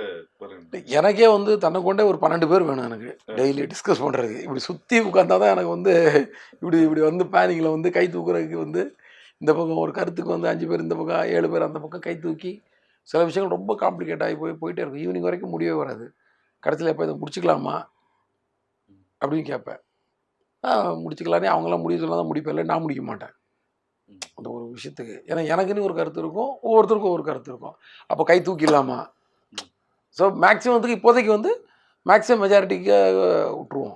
அதை மெஜாரிட்டி பார்த்து நம்ம வந்து வைக்கிறதா வைக்கலன்னு முடிவு பண்ணிவிடும். அப்போ கை தூக்குவோம். அந்த மாதிரிலாம் ஓட்டு போட்டு கருத்து கணிப்புலாம் பண்ணுறதுக்கு எனக்கு வந்து ஒரு 10லேருந்து 12 பேர் தேவை. அது அப்படியே போயிட்டே இருக்கும். அதில் தான் வந்து எனக்கு ஒர்க் பண்ணுற ஒரு 6-7 பேர். இது இல்லாமல் வெளியில் நம்ம நண்பர்கள், நம்மகிட்ட ஏற்கனவே ஒர்க் பண்ணவங்க, நம்ம கூட சேர்ந்து முன்னாடி நம்ம ஒன்றா ஒர்க் பண்ணவங்க, டைரக்டராக இருந்து அவங்களும் வந்து ஃப்ரீ டைம் இருக்குன்னு வந்து ஒர்க் பண்ணுறோம். இந்த மாதிரி நிறைய பேரை கூட சேர்த்துப்பேன். ஏன்னா யார் மூலமாவது ஒரு நல்ல கருத்து வந்துடும், நல்ல விஷயம் வந்துடும், நல்ல அந்த ஸ்கிரிப்ட் எலிவேட் ஆகிருன்ற ஒரு நம்பிக்கை தான். அண்டு எங்கள் டிஸ்கஷன் வந்து ஓகேன்னு சொன்னால் யாருமே விட மாட்டாங்க. எதுக்கு நீ ஓகே சொன்ன, காரணம் சொல்லுன்றது தான் பெரிய பாயிண்ட்டாக இருக்கும். அதனால் யாரும் உடனே ஓகேன்னு சொல்ல மாட்டாங்க. இது ரொம்ப வில்லங்கமாயிரும். அப்படி தான் இருக்கும் எங்கள் டிஸ்கஷன் நல்லா போட்டு பிசைஞ்சிருவாங்க போட்டு, அவ்வளோதான். அதுக்கப்புறம் ஸ்பாட்டில் போய் ரொம்ப இது பண்ண வேண்டிய எல்லா கார்னரும் பேசி மைனஸ் ப்ளஸ் பேசியிருப்போம். ஸோ ஸ்பாட்டில் ஒரு சின்னதாக ஒரு டெவலப்மெண்ட், அந்த மேக்கிங்குரிய ஸ்ட்ரெயின் தான் அதிகமாக இருக்குமே தவிர அங்கே போய் திருப்பி ப்ரிப்பரேஷன் ஒன்று இருக்காது. ஆல்ரெடி ப்ரிப்பேர் ஆகி எல்லாமே ரெடியாக இருக்கும். ஜஸ்ட்டு தாளிசம் பண்ணி எடுக்கணும், ஜஸ்ட்டு ஃப்ரை பண்ணி எடுக்கணும், மற்ற எல்லாம் மசாலா போட்டு எல்லாம் ரெடியாக வச்சுருக்க மாதிரி தான் இருக்கும் மேக்ஸிமம். சார், ரத்னம் யார்? ஹரியோட இன்னொரு ரெப்ளிகாவா இல்லை சொசைட்டியில் ரத்னம் யார்? ரிப்ளிகாலாம் என்னோட ரிப்ளிகாலாம் அப்படி கிடையாது. நான் யோசிக்கிற கேரக்டர் தான். நமக்கு வந்து ஒரு திடீர்னு ரோட்டில் ஒரு விஷயம் போய் அடிக்கணும்னு தோணும் தெரியுமா, அதை நம்ம செய்ய முடியாது. யாருமே அதை செய்ய வேணாம். அதை வந்து ஒரு சினிமாவில் வந்து ஒரு ஹீரோவை வச்சு நம்ம செஞ்சு அது வந்து நம்ம சந்தோஷப்பட்டுக்கிறோம், அவ்வளோதான். ஒரு படம் எடுக்கிறோம், அந்த படத்துக்கு ஒரு வாய்ப்பு கிடைக்குது, அந்த வாய்ப்பில் வந்து அந்த ஹீரோக்கு ஒரு கேரக்டரைசேஷன், அது நம்ம கோவத்தை அந்த ஹீரோ மேலே ஏற்றி அவங்க மூலமாக நம்ம சாதிச்சுக்கிறோம், அவ்வளோதான். அது end of the fight edit பண்ணி பார்க்கும்போது நல்ல அது வந்து திருப்தியாக வந்ததுன்னா இப்போ நமக்கு ஒரு ஆத்ம திருப்தி, உன்னை இந்த மாதிரி தப்பு பண்ணவனை நல்லா நொறுக்கி எடுத்தான்டா அப்படின்னு. ஏன்னா இன்னைக்கு வித்தியாசமாக மக்கள் கெட்டு போய் கிடக்குறோம். எல்லாரும் சேர்த்து தான் சொல்லணும், என்னையும் சேர்த்து தான் சொல்லணும். நான் ஒரு இடத்துல பார்க் பண்ணால் அதான் கரெக்டாக நடன்னு எனக்கு ஒரு இடம், நான் இன்னொருத்த பார்க் பண்ணால் அவன் தப்பாக பண்ணுறான்னு ஒரு ஜடம். இந்த மாதிரி இப்படி வந்து எல்லாரும் மனசும் வந்து ஒரு கசாமுசாய் தான். 60% எல்லாம் கெட்டு போயிட்டோம். ஒரு 40% மக்களால் தான் நாடு நல்லா போயிட்டுருக்குது. ஸோ இப்போ இந்த 60% கெட்டு போச்சுன்னு சொல்கிறத விட ஒரு மாதிரி கன்ஃபியூஸ் ஆகி கிடக்குறோம், எது கரெக்டு தப்புன்னு. ஏன்னா நைட்டு 12 மணிக்கு சிக்னல் பகலில் 12 மணிக்கு ஓடுற மாதிரி ஓடிட்டு இருக்குது. அவன் நிற்க தோணுமா சொல்லுங்கள்? நான் வேணும்னே நிற்பேன். ஏன்னா நான் வந்து ஒரு கிரியேட்டிவ் ஜாபில் இருக்கிறதுனால, எனக்கு வந்து சினிமாவில் இருக்கிறதுனால எனக்கு அதை தாண்டி போகணுங்கிறது வந்து எனக்கு ரொம்ப உறுத்தும். ஏன்னா நான் நியாயம் நிறைய பேசுகிறேன்ல, நியாயமாக டைலாக் நிறைய எழுதுறதுனால சேர்றா விட்ற, நம்ம கவர்மெண்ட்டுக்கு அதை வந்து டைமிங்கையும் குறைக்க தெரியாது, அதை வந்து ஆரஞ்சு பண்ண மாட்டாங்க. நம்ம கவர்மெண்ட்டுனா நான் சொல்கிறது வந்து இது வந்து அதிகாரிகள்கிட்ட வருது. இதை வந்து அரசாங்கம் ஒன்று அதிகாரிகள் பண்ண வேண்டிய விஷயங்களை சொல்கிறேன். ஏன்னா அதிகாரிகள் தானே எல்லாத்தையும் எக்ஸிக்யூட் பண்ணுறாங்க. உடனே நீ வந்து நான் ஒரு அரசியல்வாதியை குறை சொல்கிறோம், அதை அப்படியே நினச்சிக்கோண்ணா. இது வந்து காலகாலமாக 40 வருஷமாக நம்ம பார்த்துட்டு இருக்க கூத்து தான் அது. அது வந்து ஒரு நைட் ஓகே ஆஃப்டர் 10 o'clock ஒரு சிக்னலில் வந்து 40 seconds நிற்கணும், ஒரு பர்டிகுலர் சிக்னல். நான் ஒரு இதை டீட்டெயிலாக சொல்லலான்னு நினைக்கிறேன். நைட்டு 10 மணிக்கு மேலே அது 20 செகண்டாக மாறணும். அது அப்போ என்ன பண்ணுவோம், நமக்கு ஒரு 2 நாள் கழிச்சு நமக்கு இது இன்னும் 20 seconds அது போய்டும் அந்த சிக்னல். ஸோ நம்ம வண்டி வருதா வரல நின்று போகலான்ற அந்த மன இது வரும். எப்போவுமே அது 40 ஒரு வண்டி வரல, நான் ஏன்டா சும்மா நின்றுட்டு இருக்கணுன்ற மூடு அவங்களுக்கு வந்துடுது. நான் என்ன பண்ணுவேன்னா சினிமாக்கெல்லாம் போயிட்டு சத்தியம் தேட்டர் போயிட்டு வரும்போது கோடம்பாக்கம் சிக்னலில் எவனும் மதிக்க மாட்டான். நான் என் பசங்க வந்து நான் எப்படி சொல்லி கொடுத்துருக்கேன்னா ராங் சிக்னலில் கரெக்டாக நீங்கள் சொல்லி கொடுத்துருக்கேன். ஸோ இப்போ நான் நிற்பேன் போது நிறைய பேர் நிற்காம போவாங்க. ஆனால் யாராவது ஒருத்தர் நிற்பாங்க தெரியுமா, அப்போ நாங்கள் உள்ளே கிளாப் பண்ணி போனாங்க. இப்போ நம்ம நின்னனால இன்னொருத்தர் வந்து நிற்கிறாரு, இதுதான் நமக்கு சக்ஸஸ். இவ்வளோ நேரம் நம்ம நின்னதுக்கு ஒரு 2 வண்டியை நிறுத்திட்டோம். ஸோ இவங்க வந்து ஃபர்தர் சிக்னல்ஸில் நிற்கிறதுக்கு வாய்ப்பு இருக்குது. இது மூலமாக அது டெவலப் ஆகிட்டு. ஆனால் அந்த கோவம் மட்டும் அடக்க மாட்டேங்குது நமக்கு. எந்த கோவம், அந்த சிக்னல் வந்து நைட்டு வந்து டைமிங்கை குறைக்கணும், இல்லைனா நீ ஆரஞ்சு சிக்னல் போட்டு சிக்னல் ஆஃப் பண்ணணும். ஆரஞ்சு சிக்னல்லாம் எல்லாருமே நின்று பார்த்துட்டு போகணும். அந்த டிசிப்ளின் நமக்கு வரணும். அவங்களுக்கு அந்த ஆரஞ்சு சிக்னல் கரெக்டாக போடுற அளவுக்கு, அந்த பிளிங்க் ஆகிற அளவுக்கு போடுற அளவுக்கு அவங்களுக்கு ஒரு டிசிப்ளின் வரணும் அதிகாரிகளுக்கு. இது எதுவுமே மேட்ச் ஆகாமல் குழம்பி போய் கிடக்குறோம். இந்த குழப்பத்தில் இருந்து தான் இந்த கதையே வருது, கோவத்தில். அந்த கோவத்தில் தான் சொல்கிறேன். நீ வந்து இருக்கிறது 20 அடி ரோடு, வண்டியோட அகலம் வந்து 6 அடி, ஆனால் பார்க்கிங் எதிர்த்து 8 அடி தேவை. இந்த பக்கம் ஒரு 1.25 அடி வேணும், அந்த பக்கம் 1 அடி வேணும். இதெல்லாம் சேர்த்தா 8 அடி. 8 to 16 அடி போச்சுன்னா நடுவில் 4 அடிக்கு பைக் தான் போக முடியும். ஒரு அவசரத்துக்கு ஒரு ஆம்புலன்ஸை கொண்டு போனேன். இப்படி நான் ஒரு விஷயம் கேள்விப்பட்டேன். ஒரு பேஷண்ட்டை வந்து ஆம்புலன்ஸ் ஏற்ற முடியாமல் அங்கேருந்து துணியில் போட்டு தூக்கிட்டு வந்திருக்காங்க. கிட்டத்தட்ட 200 மீட்டருக்கு. இந்த மாதிரி ரோட்டில் ஃபுல்லாக வண்டி போட்டுடுறாங்க. வண்டி ரோடு நம்ம போடுறதுக்கு தான் இருக்குது. அதுக்குள்ளே வந்து ஒரு எத்திக்ஸ் இருக்கணும்ல. இதெல்லாம் வந்து என்னென்னா அந்த திமிரு பிடிச்ச கூட்டம் தான் அதெல்லாம் பண்ணுது. இதில் வந்து கொஞ்சம் ஒரு ஏமாளியான இருக்க கூட இதை கேட்க முடியாமல் அப்படியே அட்ஜஸ்ட் பண்ணி அப்படி கடந்து போயிடுறாங்க.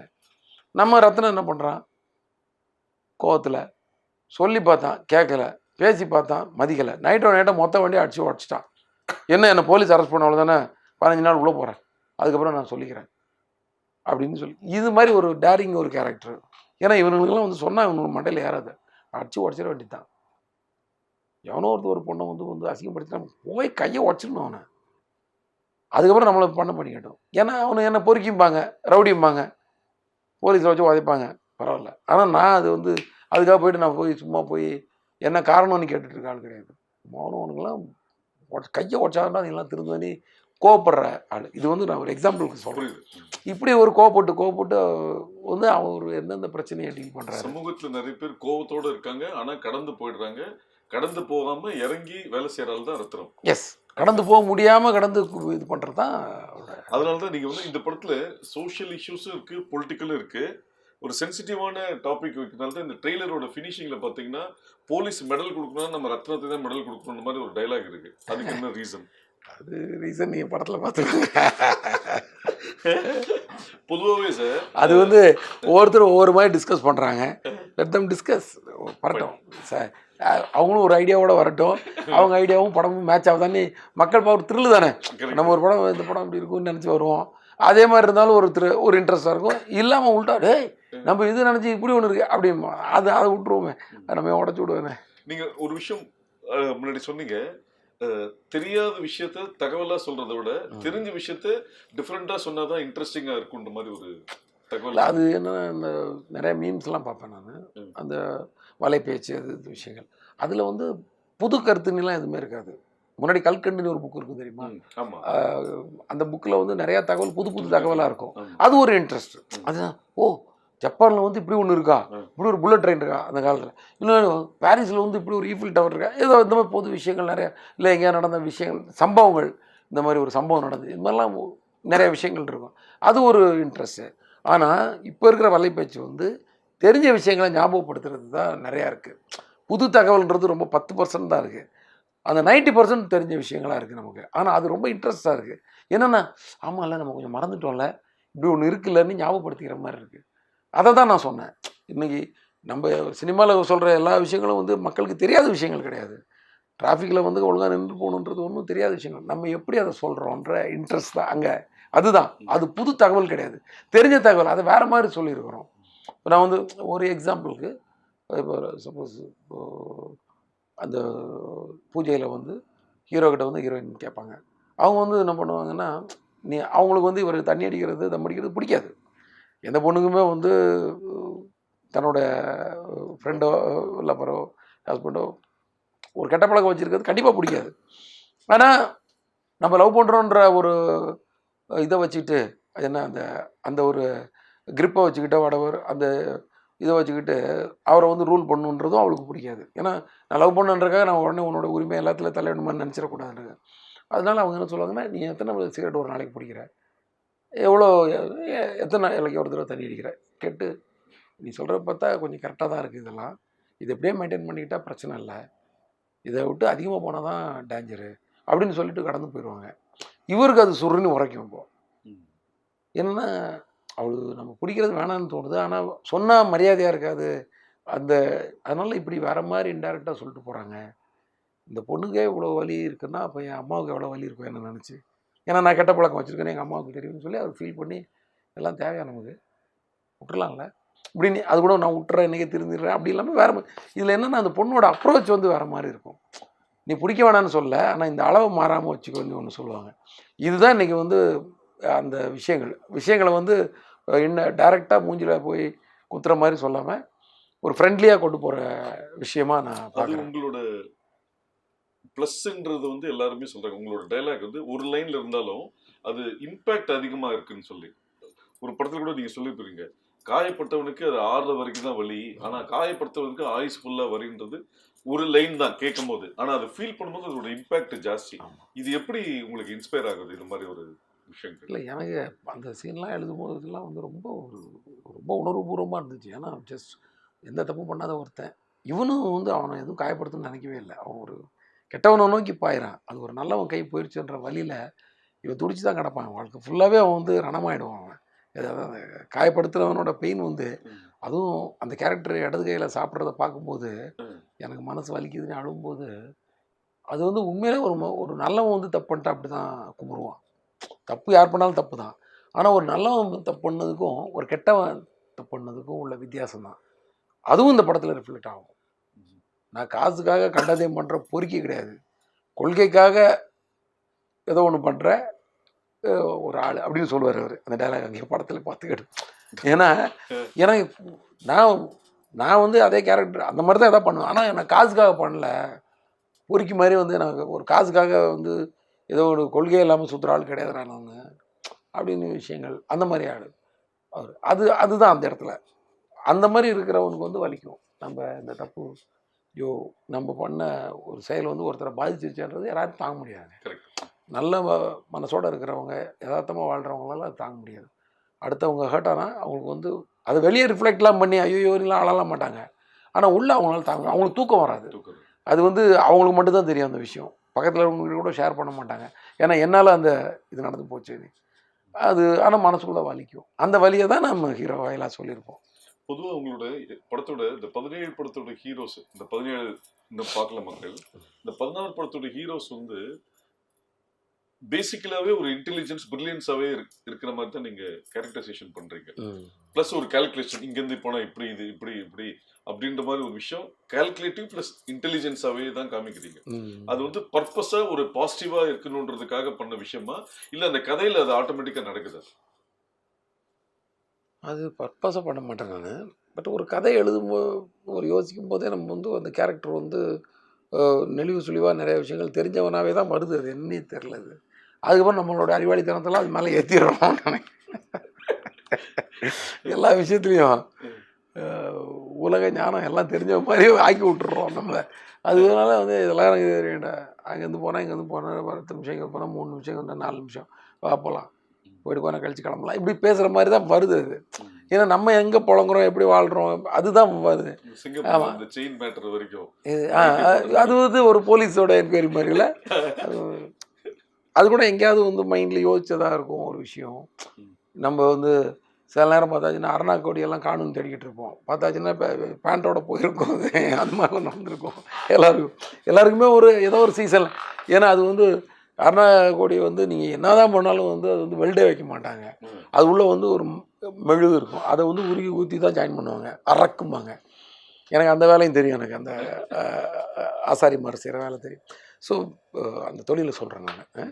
ஸோ அந்த வேலை எனக்கு தெரியும். அது இப்போ என்னன்னா அது எனக்கே ஒரு நாள் கண்டிப்பாக கலந்துக்கும். எனக்கே ஒரு நாள் அது வெள்ளிங்கிறதுனால அது வந்து கலந்துக்கிட்டாலும் யாரும் ரொம்ப பண்ணுவோம். ஏன்னா வெள்ளிலாம் அப்போ வந்து கிராம் வந்து 12 ரூபாவில் இருந்தது, 20 ரூபாய்க்குள்ள இருந்துச்சு. இப்போ ரொம்ப அதிகமாகிடுச்சுன்னு நினைக்கிறேன். ஸோ அதனால் அப்படி தான் அறக்காக தான் இருக்கும், வெல்டு இருக்காது. அது கன்ஃபார்மாக ஒருத்தர் காணாமல் போகும். பார்த்தாச்சுன்னா அது வந்து வேஸ்ட்டில் எங்கேயோ ஒருத்தர் மாட்டிக்கிட்டு இருக்கும், இல்லைன்னா பேண்ட்டில் மாட்டிகிட்டு இருக்கும். இது மாதிரி விஷயங்கள் தான் அதில். அது அப்போ நைட்டில் தான் இருக்கும், போய் எடுத்துப்பார் அப்படின்னு சொல்லுவார். ஸோ அவர் போலீஸாக இருக்கிறதுனால அது ரொம்ப வியப்பாக இருக்காது நமக்கு. ஏன்னா அவரோட மூளை ஃபுல்லாகவே போலீஸ் மூளையாக தான் இருக்கும். எனக்கும் இந்த போலீஸு மேலே இன்ட்ரெஸ்ட்டு ரொம்ப, அந்த வேலைக்கெல்லாம் போகணுன்னு ஆசைப்பட்டதுனால நிறைய இந்த கிரிமினல் பிரெயின் நிறைய வேலை செஞ்சுட்டே இருக்கும். ஸ்கிரிப்ட் பண்ணும்போது உங்களுக்கு எவ்வளோ இதில் வந்து இன்டெலிஜென்ஸ் ஏற்றலாம் அப்படின்ற மாதிரி ஒன்று மைண்டு போயிட்டே இருக்கும். ஸோ ஒரு ஒரு வேங்கையில் வந்து ஒரு சாமானியன் ஒரு சின்ன பையனாக தான் காட்டியிருப்பேன், ஒரு வாலிபன் பையன். அவர் கூட நிறைய ப்ரில்லியண்ட் வேலைகள் நிறைய பண்ணிகிட்டே இருப்பார். அதாவது அது ஒரு பெரிய ப்ரில்லியண்ட் மூவாக அது தெரியாது படத்தில். ஆனால் ஆட்டோமேட்டிக்காக அவங்க யூஸ் பண்ணுற வேர்ட்ஸு, அந்த டைலாகு, அவங்க எடுக்கிற ஸ்டாண்டு, இதெல்லாம் வந்து அந்த மாதிரி தெரியும் அவங்கள. நல்லா சில விஷயங்களை பொறுத்துட்டு நிற்கிறது சில பேருக்காக. இது மாதிரி இந்த ஒரு நல்ல வெல் டோன்டு ஒரு கேரக்டராக அது ஆயிடுது. அது ஆமாம், அது ஒரு ரவுடி கேரக்டராக இருந்தால் கூட சூர்யா வந்து நம்ம ஆறில் வந்து ஒரு ரவுடி கேரக்டர் தான். பட் அவரும் ஒரு எத்திக்ஸ் பேசுவார்ல. சித்தி புருஷன் வந்து நம்ம அப்பனோட வயசு அதிகமாக கூட இருக்கும், அதுக்காக அவனை பெரியப்பாரி கூட முடியாது, சித்தப்பா தான் கூப்பிடணும், ஏதோ ஒரு டைலாக் சொல்லுவார்.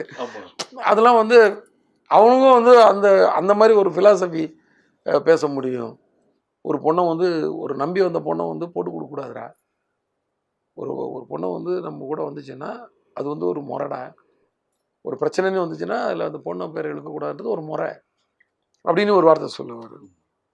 அதுலேயே அவர் வந்து நீங்களாவது அண்ணன்னு உதட்டுன்னு தான் சொல்கிறீங்க, ஆனால் நான் அடி வயிற்றுலேருந்து சொல்கிறேன். அது ஒரு விஷயம் சொல்லுவாங்க. யாருமே நான் என்றைக்குமே அண்ணனே அடி வயிற்றுல இருந்தாலும் சொல்லியிருக்கேன். நீங்கள் வந்து வெறும் வாயில் இருந்தாலும் சொல்லியிருக்கிறீங்க. நீ என்னை யாரும் தம்பியாகவே நினைக்கலன்னு ஃபீல் பண்ணுற இடங்கள். அன்னைக்கு கூட யாரோ ஒரு ஐடியில் யாரோ மீட் பண்ணேன். அப்போ சொன்னார், நாங்கள் அடிக்கடி அவனா ஏதோ இடம் விட மாட்டோம்னா துரோகம்னு 2 வரி சாங் அனுப்பிச்சி விட்ருவோம். நீ கூட அந்த படத்தில் உள்ள சாங்கு, அதில் ஒரு சாங் இருக்கும் இல்லையா செகண்ட் ஹாஃபில். ஸோ இந்த மாதிரி நிறைய விஷயங்கள் அது ரொம்ப ஒரு ஆறில் வந்து அந்த டைலாக் வந்து அவ்வளோ ஒரு ரவுடியாக இருப்பார். கடைசியில் வந்து பொண்ணுக்கிட்ட வந்து அவங்க உங்கள் பொண்ணுக்கிட்ட ஒரு வார்த்தை பேசணும் சார், தங்கச்சி மாதிரி தான் அப்படின்ட்டு வருவார். இதெல்லாம் கூட வந்து இப்போ சொல்லும்போது நம்ம பொண்ணுக்கிட்ட இவன் என்னடா போய் பேச போகிறான்னு, தங்கச்சி மாதிரி தான் அப்படின்னு சொல்லிட்டு போவார். நீ வந்து ரொம்ப பெரிய ஃபிலிம் இது பண்ணிக்க ப்ரெஷர் ஆகிக்கோனா, நான் வேறு ஒரு கண்டென்ட் தான் போயிட்டு பாருமா, இந்த ஃப்ரெண்ட்ஷிப்லாம் சுத்தாதீங்கம்மா, உலகத்தில் நீ நம்ப வேண்டிய எப்படி இழுத்து விட்டான் பார்த்தியா உன்னை, உலகத்தில் நீ நம்ப வேண்டியது அப்பா அம்மா மட்டும்தான், அவங்க தான் 100% நம்ப வேண்டியது சம்திங். இந்த மாதிரி ஒரு ஃபிலாசபியை தான் அந்த கேரக்டர் பேசிட்டு போகிற மாதிரி இருப்பேன். இப்போ வன்மமாக ஒரு விஷயத்த சொல்லுவார். என்னவா ஒழுங்காக அவன் புள்ள திருந்திடுறானா, இல்லை ஏதாவது உடம்புலேருந்து ஒரு 5-6 கிலோ எடுக்க வேண்டியிருக்குமா, அதாவது கை காலை வெட்ட வேண்டியமா இருக்குன்றதே வந்து ஒரு 5-6 கிலோவை எடுக்க வேண்டியிருக்குமான்னு வேறு மாதிரி ஒரு கணக்கு. அங்கேயே ஒரு அக்கௌண்டன்ட் வந்துடுவார். இந்த மாதிரி நீ கேட்குறதுனால அந்த ஃப்ளாஷ்பேக்கில் உங்களுக்கு நிறைய விஷயங்கள் சார் சொல்லிட்டு இப்போ தாமிரபரணி, பூஜை, ரத்னம் 8 வருஷ கேப். ஸோ விஷால்கிட்ட நீங்க பார்த்த டிரான்சிஷன், அதே மாதிரி ஹரியோட டிராவல் இந்த 3 படத்துல எப்படி சேஞ்ச் ஆயிருக்கு, என்ன சேஞ்ச் ஆயிருக்கு? என் சைடெலாம் எனக்கு ஒரு பெரிய சேஞ்செல்லாம் எனக்கு தெரியல. அதே வேலையாக அதே இதை நான் வந்து கடமைன்னு பார்த்துட்ருக்கேன்னு நினைக்கிறேன். பெரிய சேஞ்ச் இருக்காது. நான் என்னோடய படங்கள் நல்லா இன்றைக்கி அப்டேட்டடாக ஏதாவது பண்ணுறோமான்னு தான் நான் வாட்ச் பண்ணிக்கிட்டு இருப்பேன். அந்த மாதிரி ஏதாவது கதை அமையுதா, அந்த கதையில் ஒரு ஸ்க்ரீன் ப்ளே நல்லா பண்ண முடிஞ்சிருதா, நல்ல வசனங்களை எழுதிட முடியுதா, ஏதாவது அப்டேட்ஸ் இருக்காப்பா, ஏதாவது பண்ண வேண்டியிருக்கா படத்தில், இது மாதிரி தான் நம்ம. அவ்வளோதானே தவிர பெரிய சேஞ்ச் என்கிட்ட கிடையாது. விஷால்கிட்டையும் ரொம்பலாம் சேஞ்ச் கிடையாது. அவர் எப்போதுமே வந்து கூல் ஹீரோ தான். அவர் நல்லா ஜாலியாக வந்து வேலை செஞ்சுட்டு போகிறவர். ரொம்ப வந்து இந்த படத்தில் மட்டும் ஒரு சின்ன சேஞ்ச் என்னென்னா, அவர் அடுத்த படம் டைரக்ட் பண்ண போகிறதுனால ஒரு பர்டிகுலர் ஷெடியூலுக்கு அப்புறம், ஒரு 2 ஷெடியூலுக்கு அப்புறம் பார்த்தீங்கன்னா உங்களுக்கு வந்து ரொம்ப ஒரு டைரக்டர் உள்ள வந்துட்டார். அதனால் நிறைய கேள்வி கேட்க ஆரம்பிச்சார். அதை நான் பேசிப்பேன், அவர்கிட்டே சொல்லுவேன், நான் டைரக்டர் வேலை செய்கிறாரா, ஓகே ஓகே, பட் நல்லா இருக்கும் கேள்வி, எனக்கே ரொம்ப ஹாப்பியாக இருக்கும். இப்போ அது வந்து முன்னாடி அது கூட கேட்க மாட்டேன். ஏன்னா அது முதலே வந்து கதை கேட்கும்போதே ஏதாவது கேள்வி இருந்தால் கேட்டுருவார். அதோட அவர் வந்து டோட்டலாக டைரக்டர் டோப் படிச்சுட்டு அவர் பாட்டு கூலாக வந்து ஆக்ஷன்னாக தான் அவர் சீரியஸாகவே ஆவார். அது வரைக்கும் சாதாரணமாக கேஷுவலாக தான் நின்றுருப்பார் அந்த மாதிரி. ஸோ இந்த படத்தில் அந்த சேஞ்ச் இருந்துச்சு. மற்றபடி கேரக்டராக அவர் எப்போதுமே ஒரே மாதிரி தான். எல்லாரையும் மதிக்கிறவர், எல்லாரையும் ரெஸ்பெக்டாக பிஹேவ் பண்ணுறவர். இப்போ விவேக் சார் வந்து முன்னாடி ஒரு பேட்டியில் சொன்னார், ஹரி வந்து அப்படியே எதிர்காலத்தில் ஓடி வர மாதிரி ஓடுவார், பரபரன்னு இருப்பார். அது மாதிரி ஒரு டைரக்டர் ஒரு ஹீரோ பண்ணும்போது நீங்கள் இந்த ஃபிசிக் இப்படி சேஞ்ச் பண்ணிக்கணும், உங்கள் உருவத்தை இப்படி மாற்றிக்கணும், இப்படி மோல்ட் பண்ணிக்கணும்னு சொல்லுவாங்க. ஆனால் நீங்கள் இந்த படத்தில் ரத்னம்ல இந்த படத்தில் நீங்கள் ஃபிசிக்கை மாற்ற வேணாம், ஒரு நாளைக்கு 8 கிலோமீட்டர் ஓடுற மாதிரி ரன்னிங் ப்ராக்டிஸ் பண்ணிக்கோங்க அப்படின்ற மாதிரி ஒரு தகவல் சொன்னாங்க. இது அந்த ஸ்க்ரீன் பிளேக்கு அது எந்த விஷயத்தில் எதுக்காக? அதுதான் கரெக்டாக நல்ல கேள்வி. என்னென்னா உங்கள் ஃபிசிக் எனக்கு எப்படி இருந்தாலும் பிரச்சனை இல்லை. இவன் டோன்ட் கேர் கேரக்டர். இவன் டெய்லி வந்து ஒர்க் அவுட் பண்ணி பக்காவாக வந்து அப்படியே கட்ஸோடலாம் வந்து நிற்கிற கேரக்டர் கிடையாது. ஆனால் துரத்தி அடிக்கிறான்ல, அந்த மாதிரி தான் எல்லா ஃபைட்டும் வச்சுருக்கேன். நான் வந்து 8 ஆக்ஷன் சீக்வன்ஸ் இருக்குது. அந்த 8ம் வந்து என்னென்னா, நான் மெயினாக டிஸ்கஷன்லேயே டிசைட் பண்ணுறது, இது ஒரு வெறும் ஃபைட்டாக இருந்துடக்கூடாது. இதில் வந்து ஒரு சேஸ் இருக்கணும். இந்த ஃபைட்டுக்குள்ளே வந்து ஒரு ஃபைட்டுக்கு முன்னாடி வந்து ஒரு ஓடி போய் ஒருத்தனை போய் பிடிக்கிறதுக்கு ஓடுறதோ, இல்லை இவர் யாரையோ காப்பாற்றுறதுக்கு ஓடுறதோ, இந்த மாதிரி ஒரு ஓட்டமும் நடையுமா அந்த விஷயம் இருக்கணும். ஸோ நடுவில் அடிதடிங்கிறது கம்மியாக வச்சா போதும் நம்ம. ஸோ முன்ன பின்ன நமக்கு ஒரு பெரிய ஒரு ஒரு ஒரு சாலிடாக ஒரு ஃபுட்டேஜ் வேணும் இல்லையா, அது அந்த மாதிரி நம்ம ஸ்க்ரீன் ப்ளே பண்ணிடணும். ஏன்னா கதை நம்மளை அப்படி தான் சொல்லுது. ஸோ வெறும் நின்று அடிக்கிற மாதிரி ஒரு 2 ஃபைட் இருந்தால் போதும். மற்றபடி எல்லாமே ஓடி ஆடி அந்த மாதிரி இருக்கணும் போது ஹீரோவுக்கு வந்து ஓடி ஒருத்தனை துரத்தி பிடிச்சிக்கிட்டு குறுக்க வர்றவங்களாம் அடிக்கிற மாதிரி ஒரு ஃபைட் வச்சோன்னு வச்சுக்கோங்க. இப்போ அவர் துரத்துட்டு இருந்தால் காலையிலேருந்து ஒரு டேக்குக்கு எத்தனை கிலோமீட்டர் ஓடணும் பாருங்கள். ஒரு ஷாட்டுக்கு எத்தனை டேக் போகும் அந்த ஆக்ஷன் சீக்வன்ஸ் தான். அத்தனை டேக்கும் ஓடணும். ஒரு 100 மீட்டர் கணக்கு வச்சாலே ஒரு 5 டேக் 6 டேக்குன்னா அதே 600 மீட்டர் ஆச்சு ஒரு ஷாட்டுக்கு. 20 ஷாட் 25 ஷாட் நினச்சி பாருங்கள். ஒரு நாளைக்கு 10 கிலோமீட்டர் மினிமம் ஓடி ஆகணும். ஸோ அதனால தான் நான் அதை சொன்னேன் அவர்கிட்ட. அவருடைய ட்ரெயினர் கூட பார்த்தேன், தம்பி ஒரு விஷயம் ஞாபகம் வச்சுக்கோ, ஃபஸ்ட்டு டேவே கிட்டத்தட்ட 10 கிலோமீட்டர் ஓட வேண்டியிருக்கு. இது வந்து தொடர்ந்து 80 நாளும் ஓட போகிறாரு அவர். நடுவில் எனக்கே ஒரு நாள் சீன் எடுக்கிற அன்றைக்கி ஓடாமல் இருப்பார். அதனால் நீ வந்து சார் நாங்கள் நல்லா ஒர்க் அவுட் பண்ணுவோம், அது கிடையாது, ஓடுறதுக்கு ட்ரைனிங் கொடு ஹீரோவுக்கு. அங்கே வந்து அவருக்கு வந்து அது வந்து ஒரு சேலஞ்சிங் ஆகிடக்கூடாது, அது வந்து ஈஸியாகிடணும் அப்படின்னா ஓகே சார் பண்ணிடலாம். பார்த்தா அதுவும் மாஸ்டருங்கெல்லாம் பின்னி எடுத்தாங்க. நானாவது கொஞ்சம் நியாயம் பார்ப்பேன். ஒரு எந்த கட்டு அவ்வளோதான் ஓட வைப்பேன் ஹீரோவை. ரொம்ப ஓட வைக்க மாட்டேன் நான். லென்த்தை வந்து கரெக்டாக மெஷர் பண்ணி தான் ஓட வைப்பேன். இங்கேருந்து இங்கே தான் வைப்பேன்னு சொல்லி உடனே கட்டுன்னு சொல்லுவேன். ஏன்னா ஓடுற ஒவ்வொரு நிமிஷம் ஒவ்வொரு இது பர்ன் ஆகிட்டே இருக்குது, உடம்புல டயர்டாகிட்டு இருக்கும், நம்ம வேஸ்ட்டாக அதுக்கு ஓட விடணுன்ற மாதிரி. மாஸ்டருக்கு வந்து நல்லா வரணுன்றக்காக அந்த வெறியில் ஐயோ எனக்கு மூச்சு முட்டு ஓடும்போது அவர் துரத்திட்டு ஓடுறது பார்த்தா. ஸோ அது வந்து நல்லா நடந்துச்சு அந்த ஃபைட். நீங்கள் ஃபைட்டை பார்க்கும்போது தெரியும் நீங்கள் எப்படி ஓடிருக்காங்கன்னு வந்து பாருங்களேன். ஐயோ சார், ஒரு டைரக்டர்ஸ் வந்து அவங்க விஷுவலைஸாக என்ன பண்ணி ஷூட் பண்ணாலும் அதை என்ஹான்ஸ் பண்ணி லிஃப்ட் பண்ணுறது ஒரு மியூசிக் டைரக்டர். ஸோ இந்த படத்தில் டிஎஸ்பி அவருக்கு உங்களோட ஜேர்னியில் ஒரு 6வது படம். இந்த படத்துக்கு டிஎஸ்பியோட இம்பார்ட்டன்ஸ் என்ன? சாங்கா ரீரிகார்டிங்க? முதல்ல சாங்குன்னு சொல்லலாம். ஏன்னா ரீரிகார்டிங்க்கு முன்னாடியே சாங்ஸ் எல்லாம் வர ஆரம்பிச்சிச்சு. இதில் சாங்கே வந்து நாங்கள் வித்தியாசமாக பண்ணோம். இந்த படத்துக்கு வந்து மொத்த சாங்கே ஷூட் பண்ணி அதர் ஒன் சாங், அது அந்த சாங் வந்து சவுண்டோட ஷூட் பண்ண வேண்டிய டான்ஸ் பிட்டு. மற்ற சாங் எல்லாமே வந்து 5 சாங் 6 சாங் இருக்குது. பிட் சாங்கெல்லாம் சேர்த்து 7 இருக்குதுன்னு வச்சுக்கலாம். அது வந்து எல்லாமே வந்து கொஞ்சம் மாண்டேஜஸ் மாதிரி தான் இருக்கும். ஸோ அதனால் ஆனால் அப்போ கூட ஒரு பாண்டிய சாங் கூட நமக்கு ஒரு சாங்கு சப்போர்ட்டுக்கு இருந்தால் அது வேறு மாதிரி தான் இருக்கும். பட் அவரோட பிஸி ஷெடியூலில் நான் அப்படி சொல்லிட்டேன். இல்லாட்டி அவரால் தேவியால் இந்த படமே பண்ண முடியாது. அவ்வளோ ஃபுல்லாக அவர் வந்து ஹிந்தி, தெலுங்கு நிறைய படங்கள் இப்போ தமிழ்லேயே பெரிய பெரிய படங்கள்லாம் பண்ணிகிட்டு இருக்காரு. ஸோ நான் வந்து நீங்கள் வந்து பொறுமையாக கொடுங்க, நான் ஷூட் பண்ணிட்டு வந்துடுறேன்னு சொல்லிவிட்டு நான் போகும்போதே எல்லாம் ஷூட் பண்ணிட்டேன். ஷூட் பண்ணி அது வந்து ஒரு இளையராஜா சார் சாங் போட்டு, இசைஞானி சாங்கை போட்டு அவர்கிட்ட வந்து எடிட்டிங் ரூமில் கூப்பிட்டு காட்டினேன். அதுக்கப்புறம் தான் அவர் எல்லாமே டியூன் பண்ணி பண்ணார். ஸோ அவருக்கு என்னென்னா நம்ம பாட்டு என்னவா வரப்போகுதுன்றதை காட்டிட்டேன் நான். ஓகே. ஸோ அது இன்னும் வசதியாக, அதனால் பாட்டு ஒன்றும் ஒவ்வொரு தினசாக வந்துருச்சு. இப்போ இன்னைக்கு கூட ஒரு சிங்கிள் நேற்று கூட ரிலீஸ் ஆகிருக்கு, நல்ல பேர். ஒரு அந்த சாங்கே வந்து ஒரு டிஃப்ரெண்ட் சுச்சுவேஷனில் வரும். அதனால தான் அதை வந்து அந்த சாங் பாருங்கள், ரொம்ப இன்ட்ரெஸ்ட்டாக இருக்கும். ஸோ அந்த மாதிரி நிறைய எமோஷ்னல் சீன்ஸ்லாம் ஒரு 5 வரியை போட்டு ஒரு சாங்காக கன்வெர்ட் பண்ணி இந்த மாதிரி விஷயங்கள்லாம் கூட நடந்துச்சு. ஏன்னா வெறும் மியூசிக்கலாக போகாமல் ஒரு 4 வரியோட போயிடலாம். அதனால தான் திவேகா சாரை மட்டும் நீங்கள் மட்டும் எழுதுங்க இந்த படத்தில். எப்போவுமே ஒருத்தர் 2 பேர் 3 பேர் கூட எழுத வச்சுருப்போம். இந்த படத்தில் அவர் மட்டும் எழுதிட்டேன்னா த்ரூ அவுட் இது இந்த மூடு ட்ராவல் பண்ணணும். அப்புறம் எல்லார்ட்டையும் எல்லா கதையும் சொல்லிவிட்டு இவர் இப்படி எழுதியிருக்காரு, இந்த வரியை அவர் யூஸ் பண்ணியிருக்காரு சொல்ல முடியாது. அதனால் ஒரே லிரிக் ரைட்டர் தான் நல்லது. அந்த மாதிரிலாம் பண்ணால் அதில் வந்து சாங்ஸ் ஃபஸ்ட்டு. இப்போது எல்லாம் இன்றைக்கி காப்பிலாம் வந்து பண்ணி ஃபஸ்ட் காப்பியெல்லாம் பார்க்கும்போது பார்த்தா ரீரிகார்டிங் வந்து அப்படி பண்ணி வச்சுருக்காரு. கலப்பி எடுத்துட்டார். ரீரிகார்டிங் வந்து இந்த படத்துக்கு வந்து நானே ரீரிகார்டிங்க்கு நிறையா கேப் விட்டு கட் பண்ணியிருக்கேன்னா பார்த்துக்கோங்க எவ்வளோ பெரிய விஷயம். நானே கொஞ்சம் மாறி தான் இது பண்ணேன். அதை வந்து அழகாக யூட்டிலைஸ் பண்ணி அவ்வளோ அப்படி நான் தான் சொன்னேன். ஒரு 4 நாளைக்கு முன்னாடியே இல்லை ஒரு வாரம் இருக்கும், செகண்ட் ஹாஃப் ஒரு வெர்ஷன் பார்த்தேன் ரீரிகார்டிங். பார்த்துட்டு அவர்கிட்ட சொன்னேன், 20 சாங்க்கு கம்போஸ் பண்ண மாதிரி இருக்குது, நியாயம் பண்ணி வச்சுருக்கிறீங்க வா அப்படின்ட்டு போனேன். வேறு எதுவுமே சொல்லலை நான். ஏன்னா அப்படி இருந்துச்சு, ஒன்று தனித்தனியாக தெரிகிற மாதிரி பண்ணியிருக்கிறாரு. ஸோ தேவி வந்து நமக்கு வந்து என்றைக்குமே நம்மளோட டிலைட்டு தான்.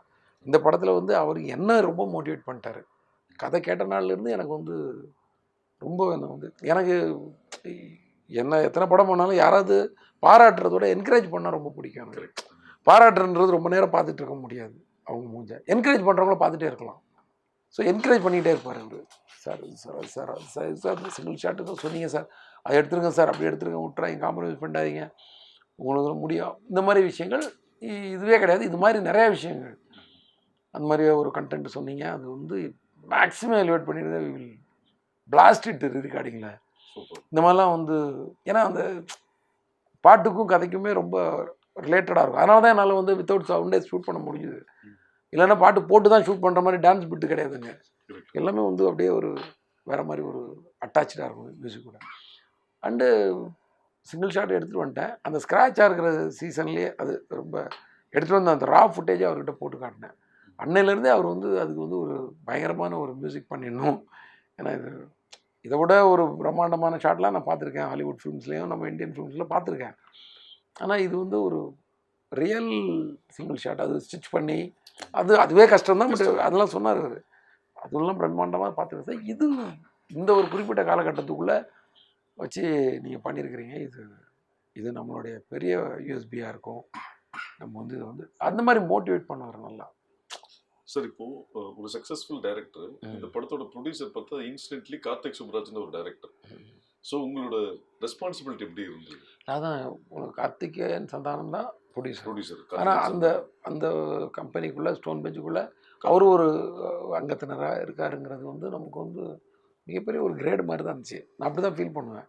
யாராவது ஒரு டைரக்டர் வந்து நம்மளை வந்து கூப்பிட்டு படம் கொடுக்குறாரு, அந்த கன்சர்னுக்குள்ளே அவர் இருக்காருன்றது வந்து கேபி சார்கிட்ட 2 படம் பண்ணியிருக்கேன், டி ராமாராவ் சார் அருள் பண்ணியிருக்கேன், அது மாதிரி சரண் சார்கிட்ட படம் பண்ணியிருக்கேன், துர்ராய் சாரே வந்து ஒரு டைரக்டர் ஃபஸ்ட்டு படம் கொடுத்தவர்.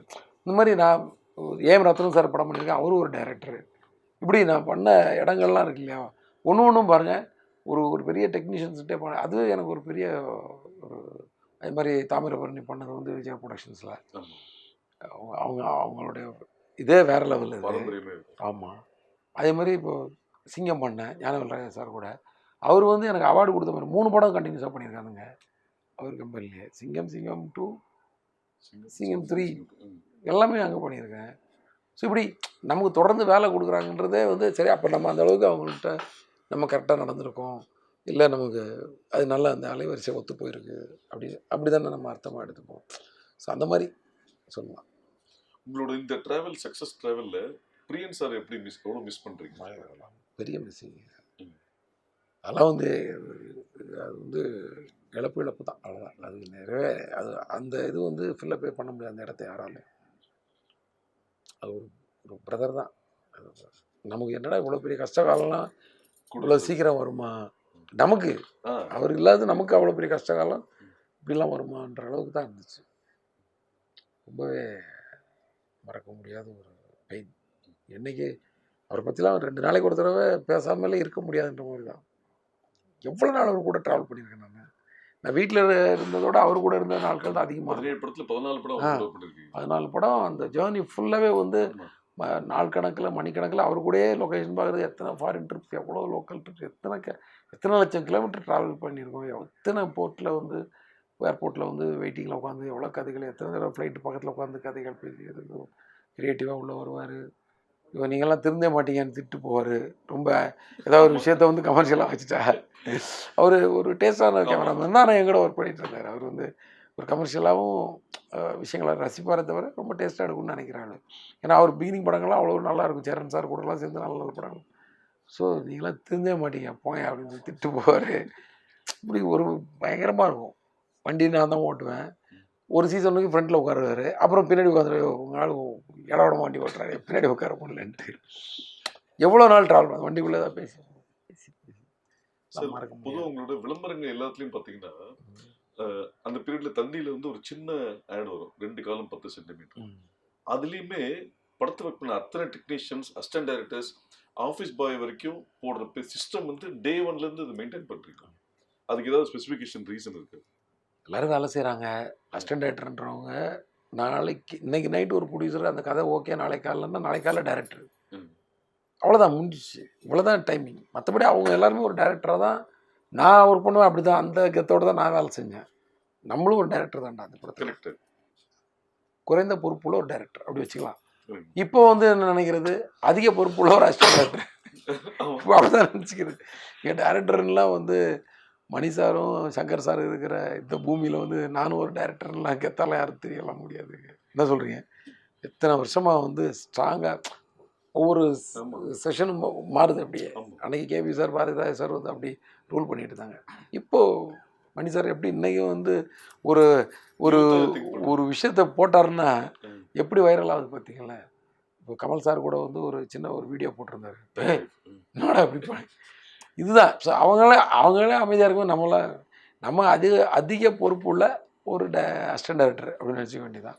அவங்க பொறுப்பு கொஞ்சம் கம்மியாக உள்ள. அதனால தான் நான் அவங்கள வந்து எங்கேயுமே விட்டு கொடுக்காம, தப்புகள் நடக்கும், ஏதோ ஒரு விஷயம் நான் தப்பு பண்ணுறதெல்லாம் கவலைப்பட மாட்டேன். எதுவுமே பண்ணாமல் இருந்தால் கவலைப்படுவேன். நான் சொல்லி நீ ஒரு பொருளை கீழே போட்டு உடச்சேன்னா தெரியாமல் நான் அதை திரும்பி கூட பார்க்க மாட்டேன். ஆனால் அந்த பொருளை தூக்காமலே நீ இருந்தோன்னா எனக்கு கோபம் வரும். அட்டன் பண்ணு நீ வேலையை. Try to say something, try to do something. நீ சொல்கிறது வந்து கரெக்டாக இல்லாமல் கூட இருக்கலாம், அதை பற்றி கவலை இல்லை. அதுக்கு உனக்கு கடி கூட உணலாம்.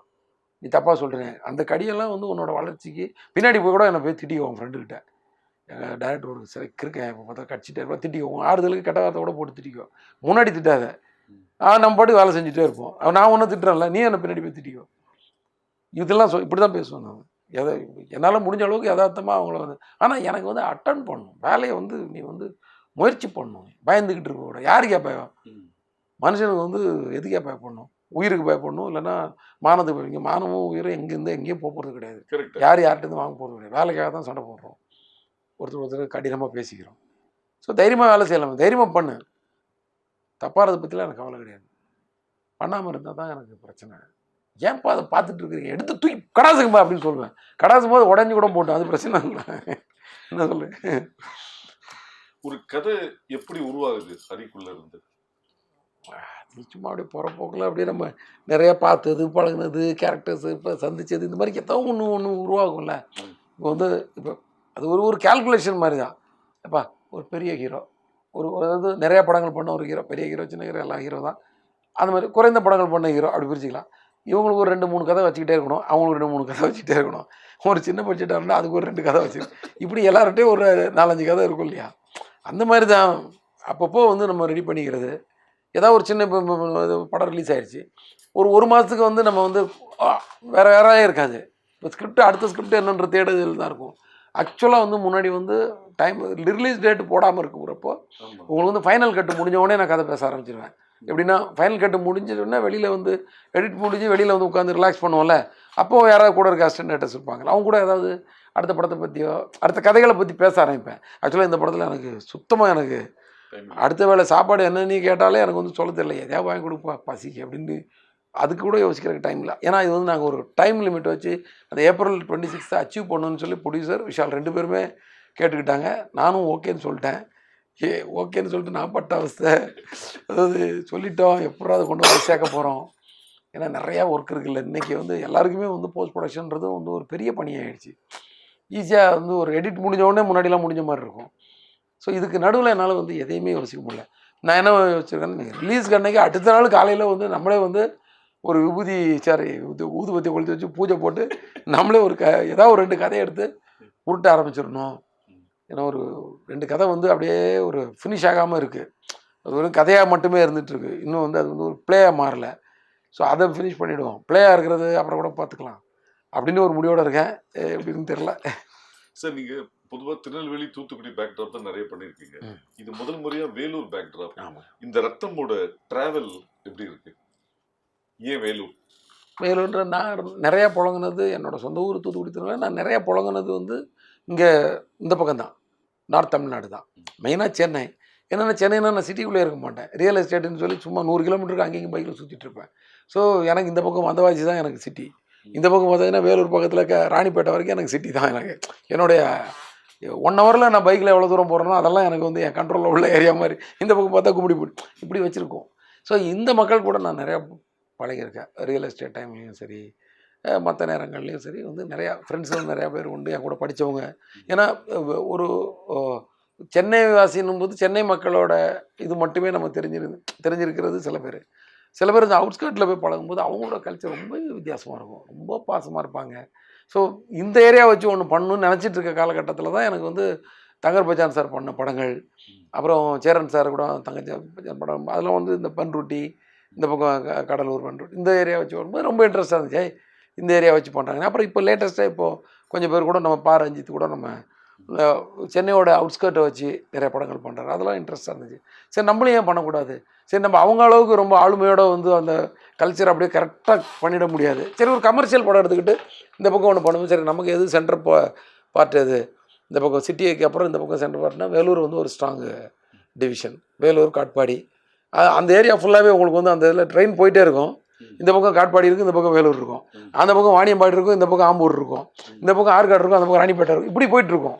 நீங்கள் அந்த ட்ரெயின் ரூட்டு பார்த்தீங்கன்னா இந்த பக்கம் அரக்கோணம் இருக்கும், இந்த பக்கம் இன்னொரு காஞ்சிபுரம் சம்திங், இந்த பக்கம் இப்படி அந்த ட்ரெயின் வந்து த்ரூஅவுட் பெங்களூர் வரைக்கும் இப்படி பிரிச்சுக்கிட்டே இருக்கும். ஆனால் நடுவில் 7 கிலோமீட்டரில் 2 சிட்டியும் ஜாயின் ஆகிடும்.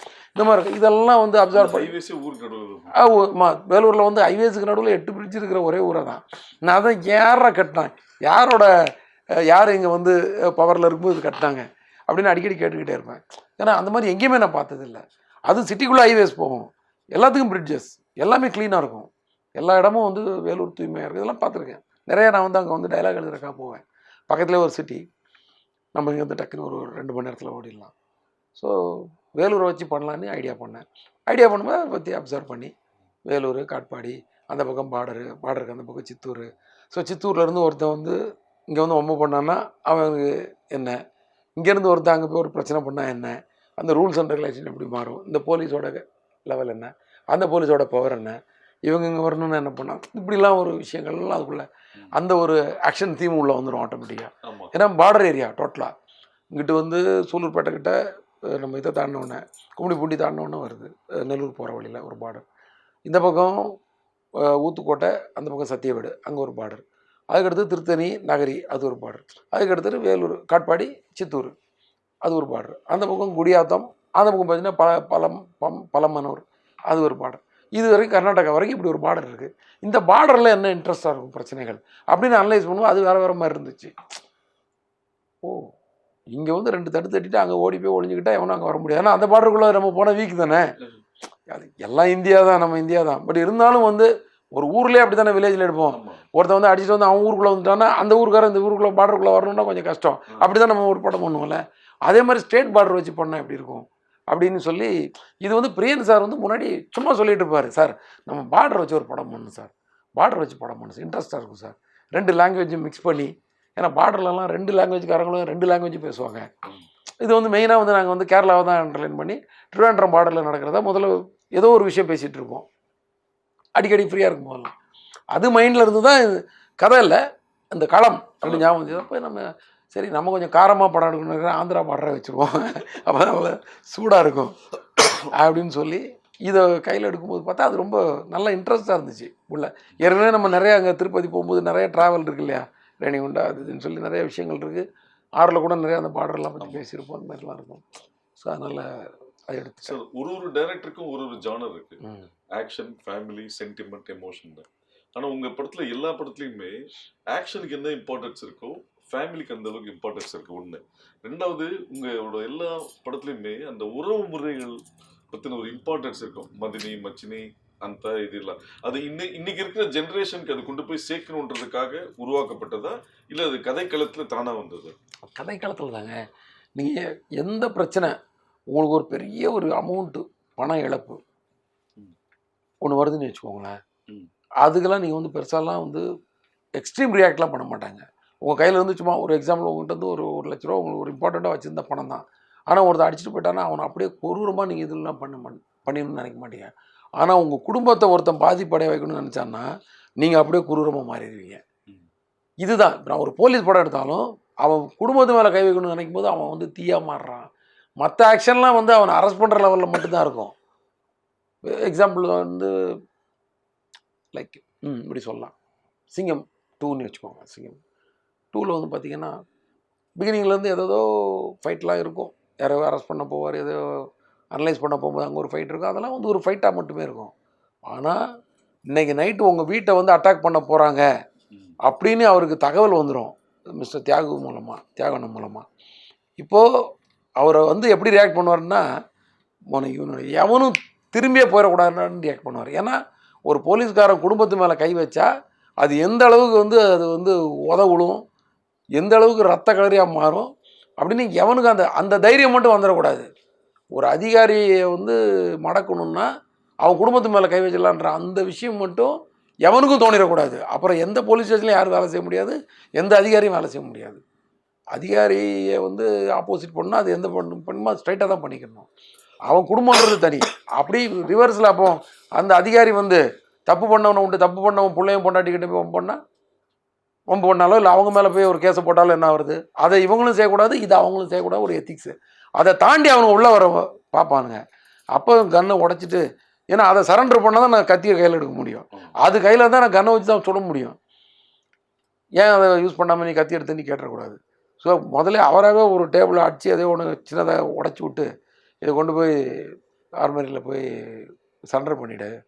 So a policeman with family without weapon அப்படின்ற மாதிரி நிற்பார். அது எதுக்குன்னா அந்த வெறி. அந்த கதையை சொல்லும்போது நான் ஜிக்கிட்ட சொன்னேன், ஜி நீங்கள் வந்து உங்களை ஒருத்தர் ரோட்டில் திட்டினான்னா நீங்கள் தாங்கிடுங்க, ஆனால் தம்பியை திட்டினான்னு வச்சுக்கோங்க, கார்த்தி ஒருத்தன் திட்டினான்னு உங்களால் தாங்க முடியாது. அது மாதிரி தான் இதான் மூடு இந்த சீனுக்கு.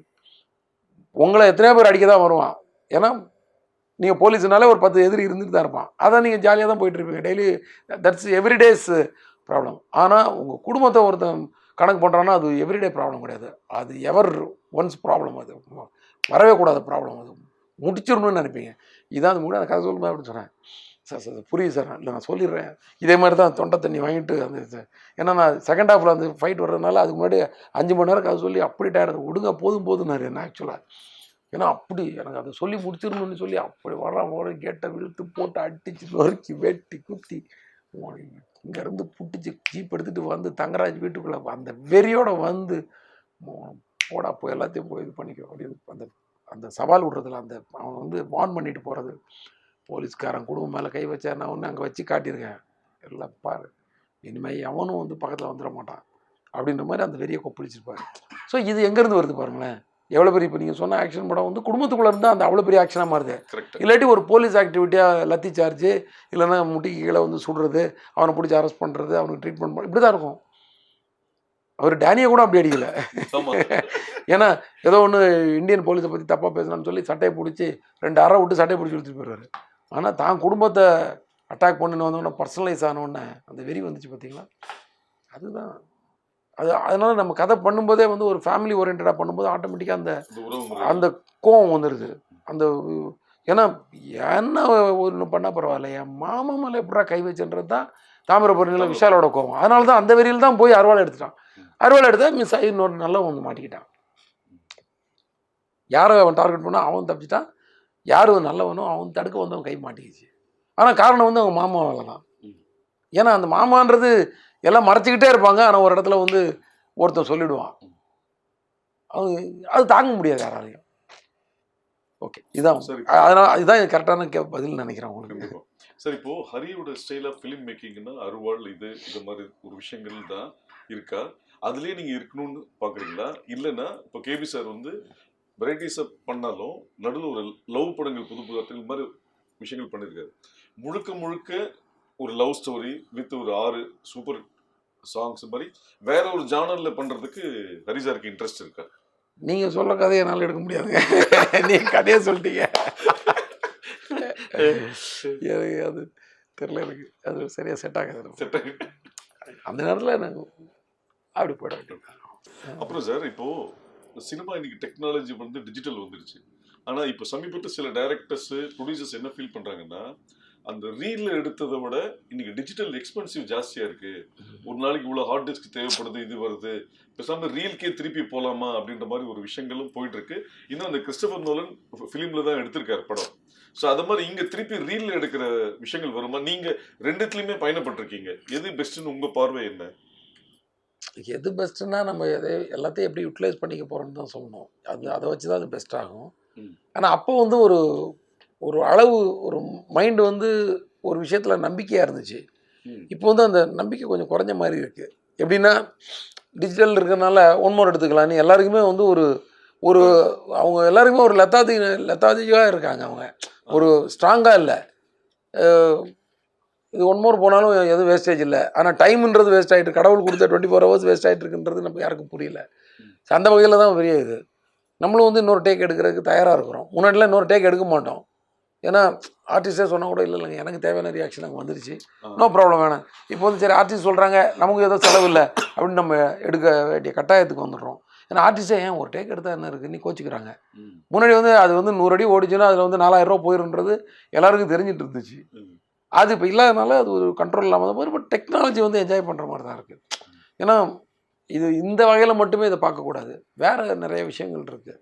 ஏதோ விஷயங்களை நிறையா உள்ளே கொண்டாடுறதுக்கும் சரி, ஒரு டெக்னாலஜி உள்ளே வந்ததுனால ஒரு சீனை வந்து வேறு வெரைட்டியாக கட் பண்ணி பார்க்குறதுக்கும் சரி, நினச்ச மாத்திரத்தில் ஒரு விஷயத்த இன்றைக்கி எப்படி அப்படி அமுக்குனா ஒரு மெசேஜ் போய் எங்கேயோ போய் சேர்ந்துதோ அந்த மாதிரி ஒரு 4 பட்டனை தட்டினாலே ஒரு டிசால்வையோ இல்லை ஒரு இது டேரெக்டாக போட்டுக்கிட்டு என்ன எப்படி பண்ணி பார்க்கல, இந்த சீன் ஃபுல்லாக டிசால்வில் கட் பண்ணுவோமா இல்லை கட்டில் பண்ணுவோமா இல்லை வைப்பில் கட் பண்ணி இப்படி நினச்சிட்டு இருக்கிறதோட அடுத்த 3 நிமிஷத்தில் கட் பண்ணி பார்த்துட்டு சரி நம்ம இது பேசாமல் நம்ம கட்ஸில் டிசால்வில் போயிடலாம் அப்படின்னு போயிடலாம், இல்லை எஃபெக்ட்ஸே வேண்டாம் அப்படின்னு டிசைட் பண்ணுறது செஞ்சு பார்க்குறதுக்கு அது வசதியாக இருக்குது.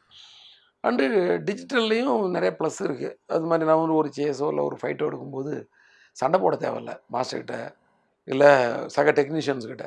ஏன்னா அவங்களுக்குன்னு ஒரு ஃப்ரீடம் கொடுக்குறதுக்கு வசதியாக இருக்குது. இப்போ நீங்கள் ஃபுட்டேஜ் கண்ட்ரோல் இருந்ததுன்னா ஒரு நாளைக்கு வந்து இத்தனை கேன் தான் ஓட்ட முடியும்னு ஒன்று இருக்கும். ஸோ நம்ம அந்த ப்ரெஷரையும் சேர்த்து போட வேண்டியிருக்கும். ஸோ இப்போ என்னென்னா எடிட்டில் தான் மண்டை காயுது எல்லாருக்கும். 10 லட்சம் அடி எல்லாம் ஷூட் பண்ணிட்டு வந்துடுறாங்க. தேவையானது 10,000 அடி 13,000 அடி. இதை வந்து சுருக்குறக்குள்ளே எடிட்டர் தான் ரொம்ப அவசரப்படுறாங்க. அப்படி தான் இருக்கும். வளர்ச்சிங்கிறது எப்போதுமே வந்து கொஞ்சம் நம்ம அதுக்குரியபடி ட்ராவல் ஆகிக்க வேண்டியதான்.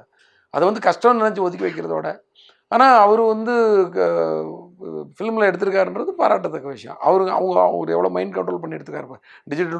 டிஜிட்டலில் போய் ட்ராவல் ஆகி வேணாம் நம்ம ஃபிலிம்குள்ளே வரேன்னு சொல்லி வந்ததெல்லாம் வந்து அவங்களாம் வந்து கிரேட்டுன்றது தான். அதான் அந்த ஆளுமையோட பண்ணுற டைரக்டர்னு சொல்லுவேன்ல நான், அந்த ஆளுமை அவர்கிட்ட இருக்குது. சார், இப்போது சினிமாவில் வந்து மறக்க முடியாத சில விஷயங்கள் என்னென்னா, இப்போ KB sir, Bharathiraja, Bhagyaraj sir, Manivannan, இது மாதிரி இவங்ககிட்டேருந்து வந்த நிறைய அசிஸ்டன்ஸுங்க பெரிய அளவு பெருசாக ஜெயிச்சிருக்காங்க. அதுக்கப்புறம் வந்து அடுத்த ஜென்ரேஷனோட டைரக்டர்ஸ் இருந்த அசிஸ்டன்ஸ் ஜெயிச்சிருக்காங்க, இல்லைன்னு இல்லை. ஆனால் அந்த சதவீதம் பார்க்கும்போது இது கம்மியாக இருக்குன்ற மாதிரி ஒரு பிம்பம் இருக்குது. இதுக்கு எங்கே லேக் ஆகுது? அது எனக்கு கரெக்டாக பதில் எனக்கு கரெக்டாக தெரில. அது தெரில, ரொம்ப கஷ்டமான கேள்வியாக இருக்கு. அதுக்கப்புறம் இப்போ ரெகுலராக என்னையும் புது புது டேரக்டர் வந்துட்டு தான் இருக்காங்க. இன்றைக்கும் எனக்கு இது 100% எனக்கு அக்செப்ட் பண்ணவும் முடியல. ஏன்னா இன்றைக்கும் வந்து புது புது டேரக்டர் தான் நல்ல நல்ல படங்கள் எடுத்திருக்காங்க. ஒரு அயோத்தியா புது இருக்கட்டும். டைரக்டர்ஸ் டைரக்டர்ஸ்டா இருந்து அசிஸ்டன்ட் எனக்கு அவ்வளோ அதான் அந்த ஒரு எந்த டேரக்டரோட அசிஸ்டன்ட் யாருன்றதுலாம் அவ்வளோ நமக்கு தெரியல நமக்கு. அது ஒன்று. அதனால எனக்கு ஏன்னா முன்னாடி நீங்கள் சொன்ன அந்த நேம் எல்லாம் வந்து அப்படி இருக்கும். ஸோ அவங்க அசிஸ்டன்ட் ஒருத்தர் வர்றாருன்னா அதுவே ஒரு பெரிய பப்ளிசிட்டியாக மாறும். இன்றைக்கி அந்த மாதிரி எதுவும் பெருசாக இவரோட அசிஸ்டன்ட் அவரோட அசிஸ்டன்ட் இவருன்ற மாதிரி நிறைய விஷயங்கள் வரமாட்டேங்குது. ஒருவேளை நம்ம அதை அனலைஸ் பண்ணால் உள்ளே போய் பார்த்தா நீங்கள் யார்கிட்ட ஒர்க் பண்ணி கேட்டால் மேபி அவங்க ஒரு அடையாளத்து சூப்பர் அப்படின்னு நம்ம சொல்லலாம். அதனால எனக்கு அதுக்கு கரெக்டாக எனக்கு பதில் சொல்ல தெரில அப்படின்னு வச்சுக்கலாம். சார் நம்ம இந்த துறையில் ஒரு அங்கீகாரத்தை நோக்கி தான் நம்ம பயணப்படுறோம். நீங்கள் கேபி சார்ட்ட செந்தில்நாதன் சாருக்கு அப்புறம் கேபி சார்ட்ட ஒர்க் பண்ணீங்க, அசிஸ்டண்டாக இருந்து தொழில் கற்றுக்கிட்டீங்க. அப்படி இருக்கும்போது பாலச்சந்திரன் உதவியாளராக இருந்த நீங்கள் பாலச்சந்தர் தயாரிப்பில்னு 2 படம் பண்ணீங்க. அதை எப்படி பார்க்குறீங்க? பயங்கர கேபி சார் கவிதாலயால் படம் பண்ணுறதே ஒரு பெருமையான விஷயம். அது நான் அங்கேயே ஒர்க் பண்ணிவிட்டு அங்கேயே இப்போ படம் பண்ணுறதெல்லாம் வந்து ஒரு மிகப்பெரிய ஒரு வாய்ப்பு. வரப்பிரசாதம். இதில் வேறு டேரக்டர்கிட்ட வேறு கதை சொல்ல வச்சுட்டாங்க மேடம். வேணாம் மேடம், விட்டுருங்க மேடம், சும்மா பாருங்க சொல்லுங்க அப்படி உட்காந்துட்டு கதை சொல்கிறதுன்றதே ஒரு பயங்கரமான ஒரு சேலஞ்ச். அவர்கிட்ட சொன்னேன் ஒரு கொஞ்ச நேரம் முடிஞ்ச அளவுக்கு தம் கட்டினேன். அவரும் வந்து அப்படியே கேட்டு பயங்கரமாக கேட்டு ப்ரெஷர் போட்டு கேட்டுருலாம் நினைக்கல. அவர் ஒரு அந்த கன்சர்னோட ஒரு டைரக்டராக வந்து அவர்கிட்ட ஒரு இன்ட்ராக்ஷன் ஒன்று தான் நினச்சிருக்கேன். ஸோ நான் சொன்ன உடனே அடுத்து வாட் டெக்ஸ்ட் வாட் கேட்டுறாரு. ஓரளவுக்கு சொன்னேன். அதிலே அவருக்கு புரிஞ்சிருச்சு. இவனால் இவ்வளோ தான் சொல்ல முடியுது. ஒரே ஒரு ஐடியா தான் சொன்னார். உன்னோட படங்களில் வந்து லேடிஸ் அந்த ஹீரோயின் கேரக்டருக்கு வந்து ஒரு பார்ட்டிசிபேஷன் எண்டு வரைக்கும் கொண்டு போகிற மாதிரி பார்த்துக்கோப்பா அப்படின்னாரு. அது ஏன் எதுக்கு அவ்வளோ டீட்டெயிலாக கூட அவர் சொல்லலை. பார்த்துக்கோ அப்படின்னு. ஏன்னா அப்போ தானே ஒரு படம் பண்ணிட்டு வரோம். அப்போ நான் யோசிச்சு பார்த்தேன். கடைசியாக அதுக்கு முன்னாடி பண்ண படத்தில் கரெக்டாக பண்ணியிருக்கோமா நீ பண்ண மாதிரி தான் தெரிஞ்சுது. ஸோ அதிலேருந்து நான் வந்து அதை வந்து அந்த பாயிண்ட்டை எடுத்துக்கிட்டேன். அதை எடுத்துக்கிட்டேன் அவர் சொன்ன அந்த விஷயத்த. ஸோ அது அவர் சொல்லும்போது தான் இன்னொரு விஷயம் எனக்கு ஞாபகம் வந்துச்சு. நம்ம பாக்யராஜ் சார் சொன்ன ஒரு விஷயம் என்கிட்ட டேரெக்டாக சொல்லலை, அது இன்னொரு டேரக்டர்கிட்ட சொல்லியிருக்காரு.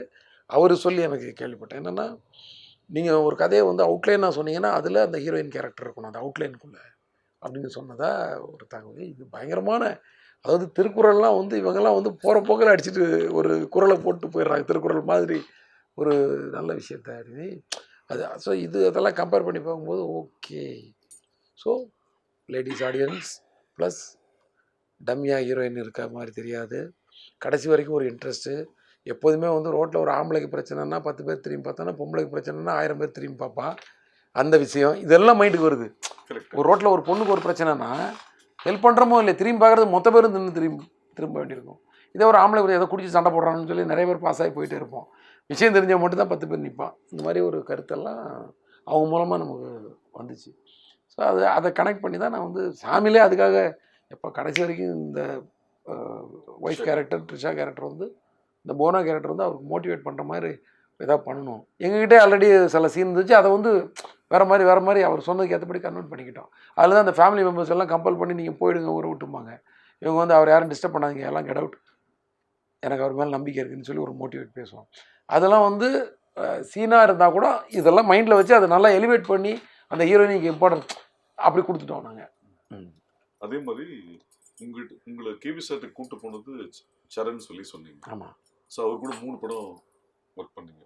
ஸோ அவர் ப்ரொடக்ஷனில் 6, சூர்யா கூட ஃபஸ்ட்டு. அந்த ட்ரிகரிங் பாயிண்ட் ஏன்னா நீங்கள் சூர்யா சார்ட்ட கதை சொல்லும் போது நானும் இருந்தாங்க. அப்படியா? ஆமாம். அங்கே பக்கத்தில் ஆஃபீஸ் பக்கத்துலேயே ஒரு ஹோட்டலில் உட்காந்து பேசினோங்க. கரெக்ட். அது வந்து ரொம்ப கொஞ்சம் பயமாக இருந்துச்சு. ஏன்னா எல்லாம் அப்போ தான் வந்திருக்கோம். எல்லாம் அதுக்குள்ளே ப்ரொடக்ஷன் போக வேண்டியிருக்கு. அவர் ப்ரொடக்ஷன் பண்ணாலும் நம்ம ப்ரொடக்ஷன் பண்ணாலும் ஒன்று தான். 2 பேருக்கும் ஒரே பையனாக தான் இருக்க போகுது இல்லையா? நம்ம வெறும் டேரக்டர் தான், ப்ரொடியூசர் ஆச்சு அவராச்சு நம்ம விட்டுட்டு போக முடியாது. அந்த மாதிரி ஆகிடுதுல்ல. அப்போது ஒரு படம் முன்னாடியே ஜி சொன்னார், மாரி ஒரு படம் பண்ணணும், நீங்கள் தான் ஃபஸ்ட் படம் பண்ணணும் நம்ம ப்ரொடக்ஷன் போது. ஜி இந்த ஒரு படம் முடிச்சிடுறேன் நான், எல்லாருமே கொஞ்சம் ஸ்ட்ராங் ஆகிக்கலாம், ஃபினான்ஷியலாக ஸ்ட்ராங், அதை தான் சொன்னேன், ப்ராக்டிக்கலாக சொல்லிடுறேன். என்ன இப்போ ஃபினான்ஷியலாக கொஞ்சம் ஸ்ட்ராங் ஆகிக்கலாம். ஏன்னா இது நீங்கள் எடுத்தாலும் ஒன்று தான், நான் எடுத்தாலும் ஒன்று தான், ப்ரெஷர் கொஞ்சம் அதிகமாக இருக்கும். அப்போ கொஞ்சம் டென்ஷன் இல்லாமல் இருக்கணும்னா கொஞ்சம் எல்லாருமே கொஞ்சம் நீங்களும் கொஞ்சம் ஸ்ட்ராங் ஆகிக்கோங்க அப்படின்னு சொன்னேன். நீங்கள் எப்போ வேணாலும் பண்ணுங்கன்ற, அவருக்கு ஒன்றும் உடனே பண்ணுன்ற மாதிரிலாம் இல்லை. அதுக்கப்புறம் தான் நான் வந்து ஐயா முடிச்சுட்டு வந்து 6 பண்ணேன். பண்ணும்போது அந்த அந்த டென்ஷன் மட்டும் எனக்கு இருந்துச்சு. கரெக்டாக இதை கொண்டு போய் சேர்க்கணுமே, இந்த படம் எப்படியா, இந்த படம் எப்படியா ஓடணுன்ற டென்ஷன் அந்த படத்துக்கு நிறையா இருந்துச்சு எனக்கு. ஏன்னா ஒரு டைரக்டரு, அவரு ஒரு சினிமாவிலேருந்து கஷ்டப்பட்டு வந்திருக்காரு, அவர் ஒரு ப்ரொடக்ஷன் பண்ணும்போது அது எப்படியாவது அந்த படம் வெற்றி ஆயிடுச்சுன்னா அவரும் தொடர்ந்து படம் எடுப்பார். ப்ளஸ் அவர் நம்மளால் பாதிக்கப்பட்ட மாதிரி ஒரு இது அவரால் தான் நம்ம வந்தோம், நம்மளால் அவர் கிடையாது, நம்மளால் அவர் பாதிக்கப்படக்கூடாதுன்ற அந்த டென்ஷன் இருந்துச்சு. அப்புறம் அது நல்லபடியாக அது செட் ஆயிடுச்சு. செட் ஆனதுனால சந்தோஷமாக இருந்துச்சு. சார், உங்களோட 17 படத்தில் விக்ரம் கூட 3, சூர்யா கூட 5, விஷால் கூட 3வது. ஆனால் சரத் சார், சிம்பு, அருண் விஜய், தனுஷ், பரத், பிரசாந்த் இவங்க எல்லாருக்கூடயும் ஒரு படம் தான். 2வது படத்துக்கு உண்டான கதை செட் ஆகலையா? என்ன ரீசன்? இதுக்கெல்லாம் ரீசன் கிடையாது. இது வந்து ஒரு ப்ரொடக்ஷன், உங்களுக்கு தெரியாது என்ன, ஒரு ஒரு படம் வந்து ரெடி ஆகணும்னா அதுக்குள்ளே எத்தனை பேர் சம்மந்தப்பட்டது. நம்ம சொல்கிற கதை அவங்களுக்கு பிடிக்கணும், அவங்க அந்த நேரத்தில் அவங்க டேட்டு ஃப்ரீயாக இருக்கணும், நம்ம அவங்கள வச்சு படம் பண்ணுறதா இருக்கிற ஒரு ப்ரொடியூசர் இருப்பார், அந்த ப்ரொடியூசருக்கு நம்மளை பிடிக்கணும், நம்மளை பிடிச்சாலும் வந்து அந்த டேட்டு ஒத்து வரும், நம்ம வேறு ஒரு ப்ராஜெக்டில் இருக்கக்கூடாது, இப்படி நிறைய காம்பினேஷன் டிட்டர்மினேஷன் எல்லாமே இருக்குது இல்லையா. அதை நீங்கள் கால்குலேட் பண்ணால் தான் ஒரு படமே நடக்கும். இதில் எந்த மோட்டிவேஷனும் கிடையாது இதில். கரெக்டாக கரெக்ட். நான் யார் கூட இப்போ தம்பிங்க யார் வந்தாலும் ஒரு பொண்ணு நான் தயார், புரியுது அவங்களுக்கு. அதில் வந்து இஷ்யூஸ்லாம் கிடையாது, கதையும் இருக்குது எல்லாருக்கும். எல்லாருமே அந்த 10-15 வருஷம் முன்னாடி பார்த்துக்கு இன்னும் வளர்ந்து நிற்கிறாங்க எல்லாருமே. அதுக்குரிய நேரமும் காலமும் ப்ரொடியூசரும் அந்த பட்ஜெட்டும் அந்த சூழலும் அமையும் போது தான் பண்ண முடியும். என்ன சொல்கிறீங்க சார்? இப்போ சமீபத்தில் ரத்னமோட ப்ரெஸ் மீட்டில் அந்த ட்ரெய்லர் பற்றின ஒரு விமர்சனம் வந்த போது நீங்கள் கொடுத்த விளக்கம் வந்து கோவப்பட்டதா ஒரு சாராதால் பார்க்கப்படுகிறது. ஓகே, இது வந்து நீங்கள் சொன்ன கருத்து வந்து இதுதான் சொசைட்டியில் ஒரு தனித மனுஷனோட வெளிப்பாடுன்றதுதான் விஷயங்கள். அதை நீங்கள் எப்படி பார்க்குறீங்க? அது கோவம்லாம் கிடையாதுங்க. ஒரு கருத்தை வந்து ஸ்ட்ராங்காக சொன்னால் அது கோவமாக இருக்கும். அதான் வேலையில் கோவப்படுன்னு சொல்கிறது. நான் சொல்கிறது வேலையில் கோவப்படுன்னா சண்டை போடுன்னு அர்த்தம் கிடையாது. கரெக்ட். வேலையில் அந்த கருத்தை வந்து நீங்கள் உங்களோட வேலையை வந்து ஸ்ட்ராங்காக பண்ணிக்கிறதுக்கான உத்வேகம், அவ்வளோதான். ஸோ அது வந்து என்னென்னா ரோட்டில் நடக்கிறத பார்க்கும்போது அது நம்ம வந்து ஆட்டோமேட்டிக்காக அந்த வேகம் வருது, கோவன்றதோட வேகம்னு கூட வச்சுக்கலாம். எவ்வளோ விஷயங்களை நம்ம பார்த்து எதுவும் பண்ண முடியாமல் கையால் தனமாக நீங்கள் இருக்க வேண்டியது தெரியுமா. இதே நம்ம 20 வருஷம் முன்னாடிலாம் அப்படி கிடையாது, 20 இல்லை ஒரு 30 வருஷம் வச்சுக்கலாம், அப்போல்லாம் அப்படி கிடையாது.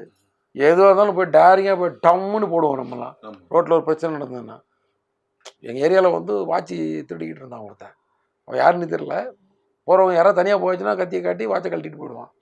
இப்போ என்ன பண்ண முடியாது, போலீஸில் கம்ப்ளைண்ட்லாம் கொடுத்தோம் ஏரியாவில் உள்ளவங்களாம் சேர்ந்து.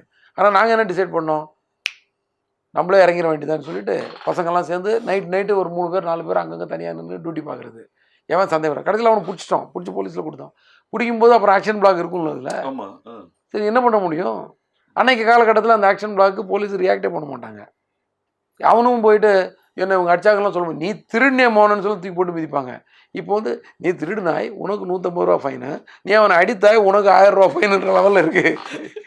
திருடுன தப்பு கிடையாது, திருடவனை பிடிச்சது தான் தப்புன்ற மாதிரி போயிட்டு இருக்குதுங்க. வேற நான் சொல்கிறது அப்படியே எடுத்துக்கக்கூடாது, இது ஒரு எக்ஸாம்பிளாக தான் எடுத்துக்கணும். அப்படியே எடுத்துக்கிட்டாச்சுன்னா அது வந்து நீ ரூல் படி தப்பாக சொல்லிட்டு நீ அதை சொன்னால் எனக்கு அதெல்லாம் தெரியாது. யாருமே எனக்கு களத்தில் இறங்க தயாராக இல்லைங்க. அன்னைக்கு வந்து ஒருத்தன் தப்பு பண்ணால் பயப்படுவான், ஏன்னா எவனாவது உதைப்பான்னு பயம் இருந்துச்சு.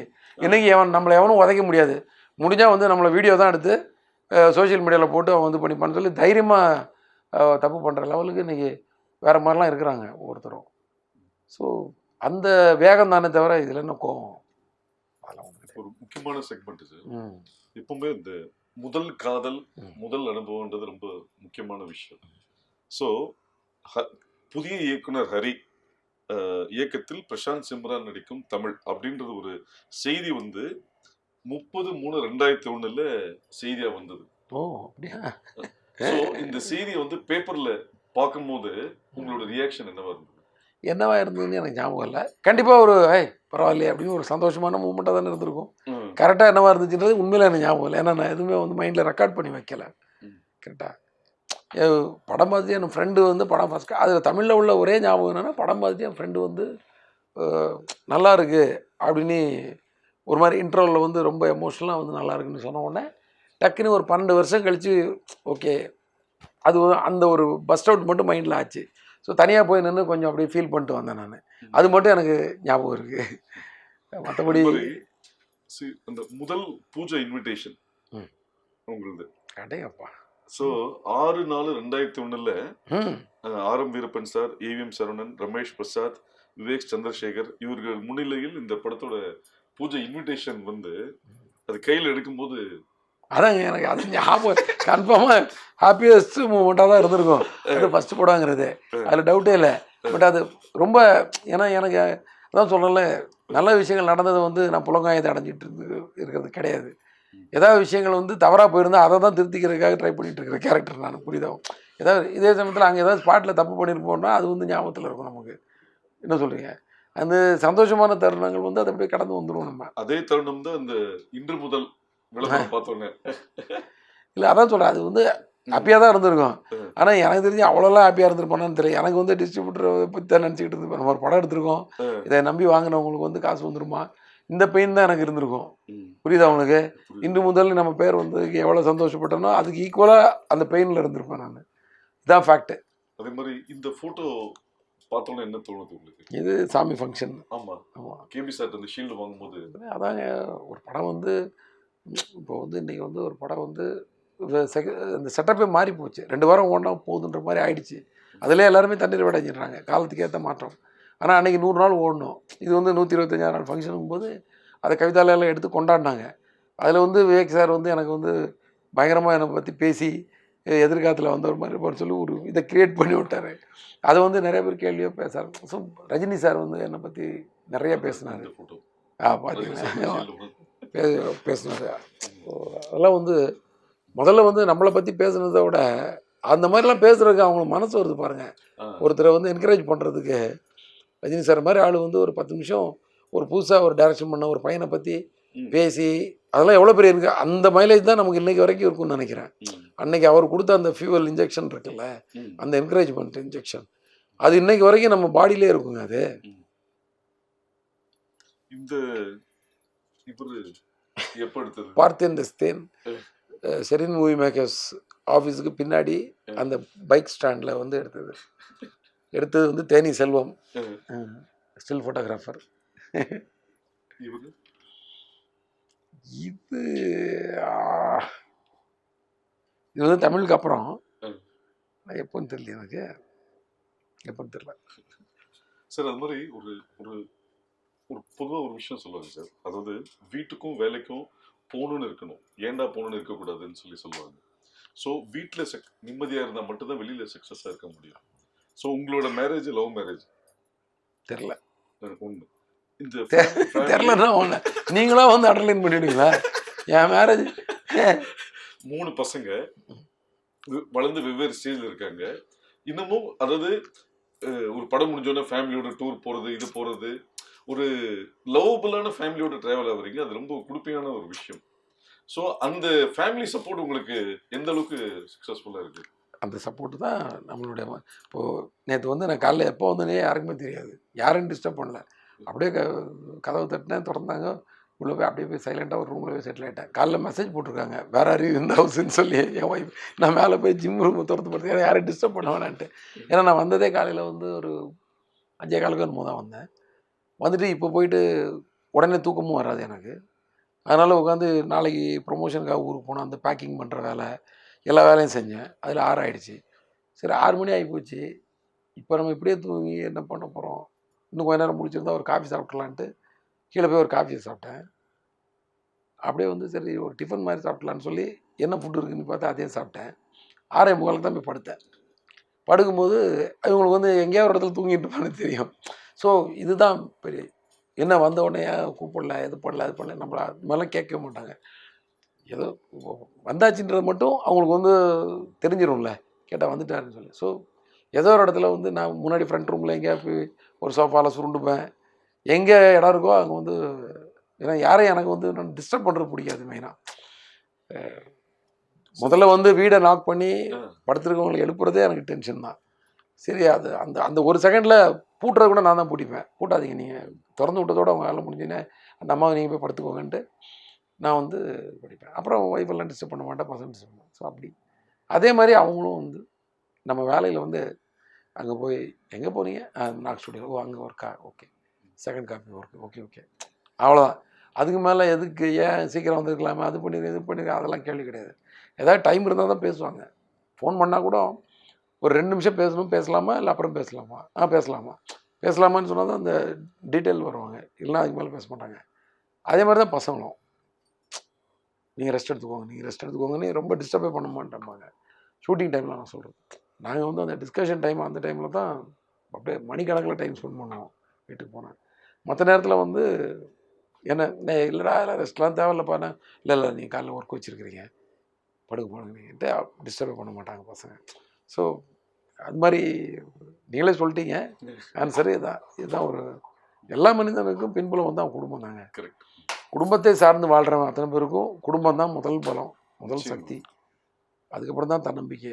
அந்த குடும்பம் வந்து முதல்ல நிற்கலைன்னா தன்னம்பிக்கையை நம்ம இழந்துருவோம். அப்புறம் தன்னம்பிக்கை இல்லைன்னா நம்பிக்கை போயிடும், நம்பிக்கை இல்லைன்னா அப்புறம் தும்பிக்கை இம்பிக்கை, அது ஒரு கை இருக்காது, அப்புறமா எல்லாம் போயிடும் டோட்டலாக. ரத்னம், ஆடியன்ஸ் ஓட இன்ட்ரெஸ்டிங்கான ஆஸ்பெக்ட்ஸ் 180 ரூபா கொடுத்து டிக்கெட் வாங்க வரவங்களுக்கு என்ன இல்லை, ஒரு முழு நீள ஒரு என்டர்டெயின்மெண்ட் இருக்கும், நல்ல ஃபாஸ்ட்டு ஸ்க்ரீன் ப்ளே. ஸோ என்னை எல்லாருமே விறுவிறுப்பாக படம் பார்க்கணுன்றதை விரும்புகிறாங்க. என்கிட்ட சொன்ன ஃபீட்பேக்கில் உங்கள் படம் தான் நல்லா பரபரன்னு இருக்குன்னு சொல்லி. ஸோ அந்த பரபரப்பு இந்த படத்தில் இருந்துகிட்ருக்கு. ஏன்னா ஸ்டோரியோட இதே வந்து தீமே வந்து கொஞ்சம் ஒரு வேகமான தீமு. அதுமாதிரி ஸ்க்ரீன் ப்ளேயும் வந்து ஒரு 45 மினிட்ஸ்க்கு அப்புறமே வந்து படம் வந்து ஒரு ஜெட் வேகத்தில் தான் போயிட்டுருக்கோம். அது இல்லாமல் வந்து நான் ஒரு சிங்கிள் ஷாட்டு அதெல்லாம் சொன்னல, அது மாதிரி நிறைய ட்ரீட்ஸ் இருக்குது. உள்ளே போனீங்கன்னா வந்து ஒரு இன்ட்ரெஸ்ட்டாக ஒரு மேக்கிங்கில் வந்து ஒரு இன்ட்ரெஸ்ட்டாக நல்ல கேமராமேன் சுகுமார் சார் பண்ணியிருக்கிறாரு, நல்ல மியூசிக் டைரக்டர் தேவி நல்ல சாங்ஸ் கொடுத்துருக்காரு, அண்டு சமுத்திரகனி, நம்ம யோகி பாபு, எங்கள் மாமா விஜயகுமார் சார், இது மாதிரி நிறைய ஆர்டிஸ்ட் இருக்காங்க உள்ள. எல்லோரும் நம்ம முரளி சர்மா வில்லனாக பண்ணியிருக்காரு, எல்லாம் ரொம்ப யதார்த்தமாக நடிச்சிருக்காங்க எல்லோரும். அந்த கேரக்டரே வந்து அப்படியே ஃபிட்டாக அந்த மாதிரி ஹரிஷ் பேரடி, நம்ம முத்துக்குமார், அப்புறம் நிறைய ஆர்டிஸ்ட் இருக்காங்க, ஜெயபிரகாஷ் சார், ஜேபி சார், துளசி அம்மா, பிரியா பவானி சங்கர் தான் ஹீரோயின். அது தெரியுன்றதுனால, எல்லாருக்கும் தெரியுன்றதுனால சொல்லேன். ஸோ இந்த மாதிரி எல்லாருடைய எல்லாமே எப்படி இருக்குன்னா யதார்த்தமாக இருக்கும். இது எல்லாம் எது சொல்ல, எல்லாருமே நல்ல ஆர்டிஸ்ட் தெரியும், எல்லாருடைய பர்ஃபார்மன்ஸும் யதார்த்தமாக இருக்கும். கௌதம் மேனன் சார் வந்து ஒரு கேமியோ தான், பட் அவர் தான் பண்ணணுங்கிறதுல என்கிட்ட கேட்பாங்கல்ல, இப்போ நீங்கள் ஒரு ஆர்டிஸ்ட்டுக்கு நீ கதை பண்ணுவீங்களான்னா உண்மையிலே வந்து அந்த சீன் அவருக்குன்னே பண்ண மாதிரி தான், அப்படியே துணியை மேலே போட்டு தைச்ச மாதிரி தான். அப்படி அவர் பண்ணால் நல்லா இருக்குன்றதுல அவ்வளோ ஸ்ட்ராங்காக இருந்தோம், அதுக்கு ஆல்டர்னேட்டே கிடையாதுன்ற மாதிரி. அதே மாதிரி விடிவி கணேஷ் அவரும் வந்து அந்த அந்த பர்டிகுலர் ஒர்க்கை அவர் பண்ணணும். இந்த மாதிரி எல்லாருமே வந்து யதார்த்தமாக பண்ண வச்சுருக்கோம். எல்லோரும் இன்ட்ரெஸ்ட்டாக பண்ணி கொடுத்தாங்க. படத்துக்கு வந்து ரொம்ப சப்போர்ட்டு. ஸ்பாட்டில் வந்து ஹீரோ ரொம்ப சப்போர்ட் எங்களுக்கு. ரொம்ப விஷால் வந்து டைமிங் தானே, அவர் நல்லா நடிப்பார், நல்லா ஃபைட் பண்ணுவார், எல்லாமே நமக்கு தெரியும். ஆனால் டைமிங்க்கு வந்து ஒரு டேரக்டருக்கு வந்து அவரை வச்சு நல்லா எடுத்துடலான்ற நம்பிக்கை வந்துடும்ல, அதை வந்து பண்ணார். அதுதான் மிகப்பெரிய ஒரு அண்டு கதை மேலே ரொம்ப நம்பிக்கையாக இருந்தார். அதனால் ஒவ்வொரு சீனும் சார் அந்த சீன் அன்றைக்கி சூப்பர் சார், ஸ்ட்ராங்காக இருக்கும் சார், அது அப்படின்னு ஒரு மோட்டிவேட் பண்ணுறது, அதெல்லாம் தான் இன்ட்ரெஸ்ட்டாக அவர் பண்ணுறது. அதான் அந்த மாதிரி. ஸோ அந்த வகையில் இவ்வளோ விஷயங்கள் இருக்குது படத்தில். ஸோ வந்தீங்கன்னா என்னடா பண்ணியிருக்கீங்க அப்படின்னு சொல்லி எதிர்பார்த்து வந்தீங்கன்னா கன்ஃபார்மாக எங்களை நீங்கள் ஏதோ பண்ணியிருக்கோன்னு நினைப்பீங்க. அந்த நம்பிக்கை இருக்குது, அவ்வளோதான். சார், இப்போ சூர்யா சாரோட அந்த ஓங்கி அடிச்சா 110 போயிட்டு சிங்கத்தை இங்கே பார்த்துருப்பீங்க அங்கே பார்த்துருப்பீங்க, அது எப்படி கன்சீவ் பண்ணீங்க? அது நீங்கள் அந்த டைலாக் 2 டைலாக் நீங்கள் சொல்லுங்கள். நான் சொல்லிட்டாலும் போங்க, அவர் சொன்ன டைலாக் அப்படியே எல்லாத்துக்குமே வந்து ஒரு ஓமே உருவக அணி இப்படிலாம் இருக்கும்ல, உருவப்படுத்தி எழுதுறது தானே விஷயத்தை. இப்படி இருந்தால் எப்படி இருக்கும், சிங்கம் டைட்டில் வச்சுட்டோம். ஸோ சிங்கத்தை இப்படி தான் அது வந்து முதல்ல அது வந்து ஒரு புள்ளி விவரமாக மாறி அப்புறம் அது அக்கௌண்ட்ஸாக மாறி இப்படி மாறி தான் அந்த ஓங்கி அடித்தா 1.5 டன், சிங்கம் அடித்தா 1.5 டன் வெயிட்டுன்னு ஒரு குறிப்பு எடுத்து. ஸோ ஓகே, அப்போ அவன் கோவத்தில் அதை அண்டர்லைன் பண்ணி சொல்கிறான். அப்படின்னு அந்த அந்த கேரக்டர் அப்படி சொல்லுது அப்படின்ற அவன் நீ சொன்னது அந்த கேரக்டர் சொல்கிறாங்க. அது மாதிரி அந்த துரசிங்கம் கேரக்டர் வந்து அந்த கோவத்தில் அப்படி கொந்தளிக்கிறா, அப்போது அந்த வார்த்தை வருது அப்படின்ற மாதிரி விஷயம் பண்ணி அதை அடிக்கிறதுல இதில் போட திரும்பி ஒருத்தன் வரும், அவனை டமாலு திரும்பி பார்த்து அடிக்கிறது, அவன் புரண்டு போய் உழுறது இந்த லோகங்களில், அந்த கையெல்லாம் அப்படி செவந்து செவந்து அதில் என்னென்னா உங்களுக்கு அந்த டைலாகோட ஹைலைட் என்னென்னா, மண்வெட்டியும் கடப்பாரையும் பிடிச்ச கைடா இது, இந்த அடியெல்லாம் நீ தாங்க முடியாது, நீங்கள் அது அந்த மாதிரி கையெல்லாம் இவன் நான் பார்த்துருக்கேன், இதெல்லாம் ரியாலிட்டி. கலாபவன் மணி சார் கையை தொட்டு பார்த்துருக்கீங்களா? இரும்பு கை மாதிரி இருக்குங்க. ஏன்னா அவர் அவ்வளோ ஒர்க் பண்ணியிருக்காரு போல இருக்கு. கையை பிடிச்சாருன்னா வேலில் வந்து ஒரு கணக்கப்பில் ஒரு நோட்டு எடுத்து வர அதை அடிப்பாருங்க, நோட்டு 3 துண்டு ஆயிடுச்சுங்க, ஒரு பெரிய லாங் சைஸ் நோட்டு. என்னடா நோட்டு பிஞ்சு போச்சுன்ற பாரத் என்னோட அசிஸ்டண்ட் அசோசியேட்டாக இருந்தார்.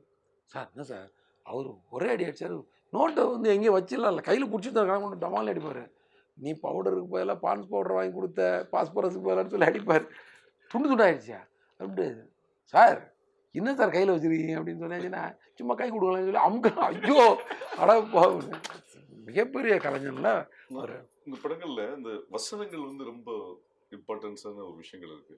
இப்போ சிங்கம் எடுத்துட்டீங்கன்னா, அது என்ன சிட்டியில் இருக்கவங்க தான் ஆளே இருக்க வேணாம், எனக்கு ஊர்ல இருந்து இறக்க மாட்டோமா, ஒரு நாளைக்கு இவ்வளோ ட்ரெயின் வருது, இவ்வளோ விஷயம், 1 லட்ச ரூபா இருந்தால் மளிகை கடை வைப்பேன், 5 லட்ச ரூபா வச்சு டிபார்ட்மெண்டல் ஸ்டோர் வைப்பேன், நீ ஏசி அதனால ஏசி போட்ட ரூம் என்ன ஏசி இல்லை அதனால் நான் ஏசி, நான் ஏசி, அவ்வளோதான்டா வித்தியாசம். அதான் மற்றபடி நீயும் திருடனை பிடிப்பேன், நானும் திருடன் பிடிப்பேன், நீயும் கேஸ் போட நானும் கேஸ் போட சம்திங்.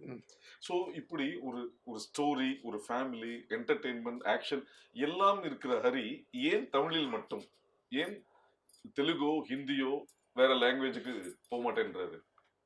கம்ஃபர்டபுளாக ஒரு ப்ராஜெக்ட் வந்தால் போயிட வேண்டியதுதான். பட்டு அந்த மாதிரி ஒன்றும் கண்டிப்பாக போகணுன்னு நான் தான் சொல்கிறேன். எனக்கு பெருசாக இங்கே போய் ஒன்று சாதிச்சே ஆகணும் அப்படின்லாம் எனக்கு கிடையாது. கொடுக்குற வேலையை சிறப்பாக செய்யணுன்றது மட்டும் தான் என் மோட்டிவ். ஆக்சுவலாக எப்படியா நம்ம ஒரு ஹிந்தி படம் எடுத்து நிறையா ஆஃபர்ஸ் வந்துச்சு ஹிந்தி படம். ஏன்னா நான் ஹிந்தி படமே நீ பார்க்குறதில்ல, உனக்கு படம் எடுக்கிற வேறு வேலையா, நீ என்னை பார்த்து நானே கேள்வி கேட்டுருந்தேன். அப்போ கம்பெனி இருக்கு கொஞ்ச நாள். புரியுதா உங்களுக்கு? முதல்ல ஹிந்தி படம் எடுக்கணும்னா நம்ம முதல்ல ஹிந்தியில் படம் நிறையா பார்க்கணும், அவங்க என்ன ஸ்டைலில் இருக்காங்கன்னு யோசிக்கணும், அவங்களுடைய மேக்கிங் ஸ்டைல்லேருந்து அவங்களுடைய எல்லாமே நமக்கு தெரியணும் இல்லையா? நம்மளே ஏதோ ஒரு ரொம்ப முக்கியமான படங்கள் தான் ஹிந்தியிலே பார்க்க முடியும். அதனால் அதுக்கெல்லாம் அவ்வளோலாம் நமக்கு அது இல்லாமல் ஹிந்தி பண்ணி ஆகணுன்ற பெரிய மோட்டிவேஷனாக எனக்கு கிடையாது. தெலுங்கு பண்ணி ஆகணும், கன்னடம் எல்லாத்துலேயும் பண்ணுறதுக்கு இன்ட்ரெஸ்ட் தான். நான் நிறையா மீட்டிங்ஸ் போயிருக்கேன், அதுவெல்லாம் சரியாக ஒர்க் அவுட் ஆகாமல் கூட இருந்திருக்கும், அது வேறு விஷயம். ஆனால் கண்டிப்பாக இதை பண்ணி ஆகணும், நான் தமிழ் தான் பண்ணுவேன்ற பிடிவாதமும் கிடையாது, மற்ற படங்களும் நான் பண்ணுன்ற பெரிய வேகமும் கிடையாது. எந்த ப்ராஜெக்ட் வருதோ, இப்போ அடுத்த ப்ராஜெக்ட் என்ன வருதோ அதை கமிட் பண்ணிப்பேன், அதை சிறப்பாக செஞ்சிடுவோம் ஒரு வருஷம் உட்காந்து, அவ்வளோதான். சார் இது வந்து 14th ஏப்ரல் 2002 ஃபஸ்ட் படம், இன்சிடென்ட்லி 26th ஏப்ரலில் 17வது படம். இந்த 22 வருஷ ஜேர்னியை வந்து ஹரி எப்படி பார்க்குறாரு? இன்னும் நமக்கு வேலை கொடுத்துட்டு இருக்காங்கன்ற ஒரு சந்தோஷம், அந்த வேலையை சிறப்பாக கரெக்டாக செஞ்சுட்டு இருக்கோமான்ற ஒரு கேள்வி, எப்படி சிறப்பாக செய்கிறதுன்ற தேடல், இப்படி ஓடிட்டு இருக்க வேண்டிய அவ்வளோதான் சார். அது ஒரு அறிஞர் சொன்னாரு, உண்மையான வெற்றி என்பது தவிர்க்க முடியாத இடத்திற்கு வருவதுதான் வெற்றின்னு சொல்லியிருக்காரு. தவிர்க்க முடியாத இடத்தில் இருப்பது தான் உண்மையான வெற்றின்னு சொல்லியிருக்காரு. தவிர்க்க முடியாத இடத்தில் இருப்பது உண்மையான வெற்றி. ஓகே. ஸோ இன்னைக்கு ஹரி வந்து தமிழ் சினிமால தவிர்க்க முடியாத இடத்தில் இருக்கிறார். அவர் 17 படங்கள் என்பது எண்ணிக்கையில் கம்மி தான், ஆனால் குவாலிட்டி அதிகம். ஏன்னா 22 வருஷத்துல ஒரு விஷயமும் பார்த்து செதுக்குறீங்க. ஸோ விரைவில் நீங்கள் அடுத்தடுத்த லாங்குவேஜும் அடுத்தடுத்த படமும் பண்ண வாழ்த்துக்கள். அது ஓகே. தவிர்க்க முடியாத இடத்துலாம் நல்லா இல்லைங்க, தவிர்க்க முடியாத இடம்ன்றதெல்லாம் வந்து அது 5 வருஷத்துக்கு ஒன்று மாறிக்கிட்டே இருக்கும். ஒவ்வொரு டேரக்டர் வந்து சக்ஸஸ் பண்ணுவாங்க, அப்போ அடுத்தடுத்தவங்க வந்து தவிர்க்க முடியாத இடத்துக்கு போவாங்க. எல்லா ஆர்டிஸ்ட்டும் அவங்ககிட்ட படம் பண்ணணுன்னு ஆசைப்படுவாங்க. இப்போல்லாம் நம்மகிட்ட எல்லாரெல்லாம் படம் பண்ணணுன்னு ஆசைப்பட மாட்டாங்க. அதே மாரி ஒரு படம் வரும், அதை நம்ம செஞ்சுக்கலாம், அப்படி தான்.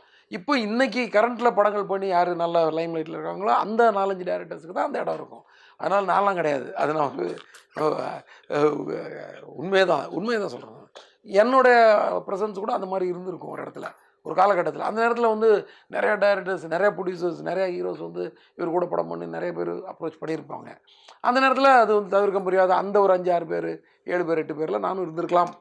ஆனால் இப்போ அந்த இடத்துலலாம் கிடையாது. இப்போ நான் எனக்கும் வேலை கிடைக்குது, எனக்கு வந்து சரி இந்த இவங்ககிட்ட படம் கொடுத்தா ஒரு ஹார்ட் ஒர்க் பண்ணி கரெக்டாக எடுத்து கொடுத்துருவாங்க சொன்ன டைமில்ன்ற ப்ரொடியூசரோட நம்பிக்கை.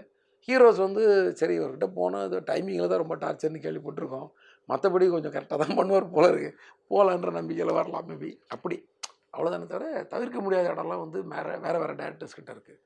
அவங்க பேர்லாம் நான் சொல்லணுமா? ஸோ எல்லாம் நம்ம நண்பர்கள் தான் எல்லாரும். ஸோ வாழ்க்கையில் வந்து வார்த்தைகள் ரொம்ப முக்கியம், கமிட்மெண்ட் ரொம்ப முக்கியம்னு சொல்லுவாங்க. ஸோ அது மாதிரி நீங்கள் உங்களை வச்சு படம் எடுத்த நிறைய ப்ரொடியூசர் சொல்கிற ஒரு விஷயம் என்னென்னா, அவர் வந்து பணம் கேட்க மாட்டார். ஒரு விஷயம் நம்ம கொடுக்குறேன்னு சொல்லிட்டேன்னா, கொடுக்கலனா தான் நீ சொன்ன ஏன் கொடுக்கலன்னு கேட்பாரு தவிர, மற்றபடி ஏன் கொடுக்கல, இந்த பெண்டிங் இருக்க அப்படின்றது சொல்ல மாட்டாருவாங்க. அந்த கமிட்மெண்ட் தான் உங்களோட படத்தோட கேரக்டர்ஸ்லையுமே நிறைய இடத்துல ரிஃப்ளெக்ட் ஆகுது, அந்த வார்த்தைகள் அவர் சொன்ன ஒரு விஷயம். இது உங்களோட நேச்சரா இல்லை இது நீங்களா அப்டேட் பண்ணிக்கிட்ட விஷயமா? நேச்சராக என்னன்னு எனக்கு தெரியல. மேபி நம்ம ப்ரொடியூசர் தானே, எங்கே போயிட போகிறாங்க, சினிமாவுக்கு வந்து நம்ம என்ன கவர்லேயே கொடுக்குறாங்க, நல்லா சந்தோஷமாக தானே காசு கொடுக்குறாங்க, என்ன சொல்கிறீங்க? ஓகே, ரொம்ப ப்ரெஷர் போட்டுக்க தேவையில்ல. நமக்கு இன்னொரு சம்பளம் ஊதியம் கொடுக்குறாங்க, நம்ம வந்து ஒரு வேலை செய்கிறோம், அதை போட்டு ப்ரெஷர் பண்ணிட்டு இருக்கோம். அரிசி மூட்டை குறைஞ்சாதாங்க பரபரப்பாகணும் வீட்டில். அரிசி இல்லைனா தான் நீங்கள் டென்ஷன் ஆகி கடைக்கு ஓடணும். அந்த நேரத்தில் நீங்கள் காசு எங்கே இருக்குது, 1 கிலோ அரிசி வாங்குறதுக்கு எங்கள் 50 ரூபா இல்லைன்னு. மற்ற நேரத்தில் நீங்கள் கூலாக இருக்கலாம், ஒன்றும் அவசரம் கிடையாது, எங்கேயும் போயிடாது. எல்லா காசும் இண்டஸ்ட்ரிக்குள்ளே நம்ம ப்ரொடியூசர்கிட்ட, நம்ம ஃபினான்சியர்ஸ்கிட்ட, நம்ம டிஸ்ட்ரிபியூட்டர்கிட்ட, நம்ம தேட்டருக்காரங்கிட்ட, அப்படியே நம்ம மக்கள்கிட்ட தான் இருக்குது எல்லாமே. எல்லாம் ஒரு ரொட்டேஷன் தான். என்ன சொல்கிறீங்க? நமக்கு ஒரு 100 பேர் சேர்ந்து காசு போட்டு நமக்கு சம்பளமாக கொடுப்பாங்க, நம்ம படங்களை பார்த்து நம்ம ஒரு எங்கேயோ கொடுப்போம், இப்படி வந்து அது ரொட்டேஷன். இந்த காசுக்காகலாம் கடந்து போராடிட்டு இருக்கிறதுலாம் தேவையில்லை, அது ஆட்டோமேட்டிக்காக நடக்கும். அது நீங்கள் உங்கள் வேலையை மட்டும் பாருங்கள், ஆட்டோமேட்டிக்காக நடக்கும். தேங்க்யூ. நன்றி. நன்றி.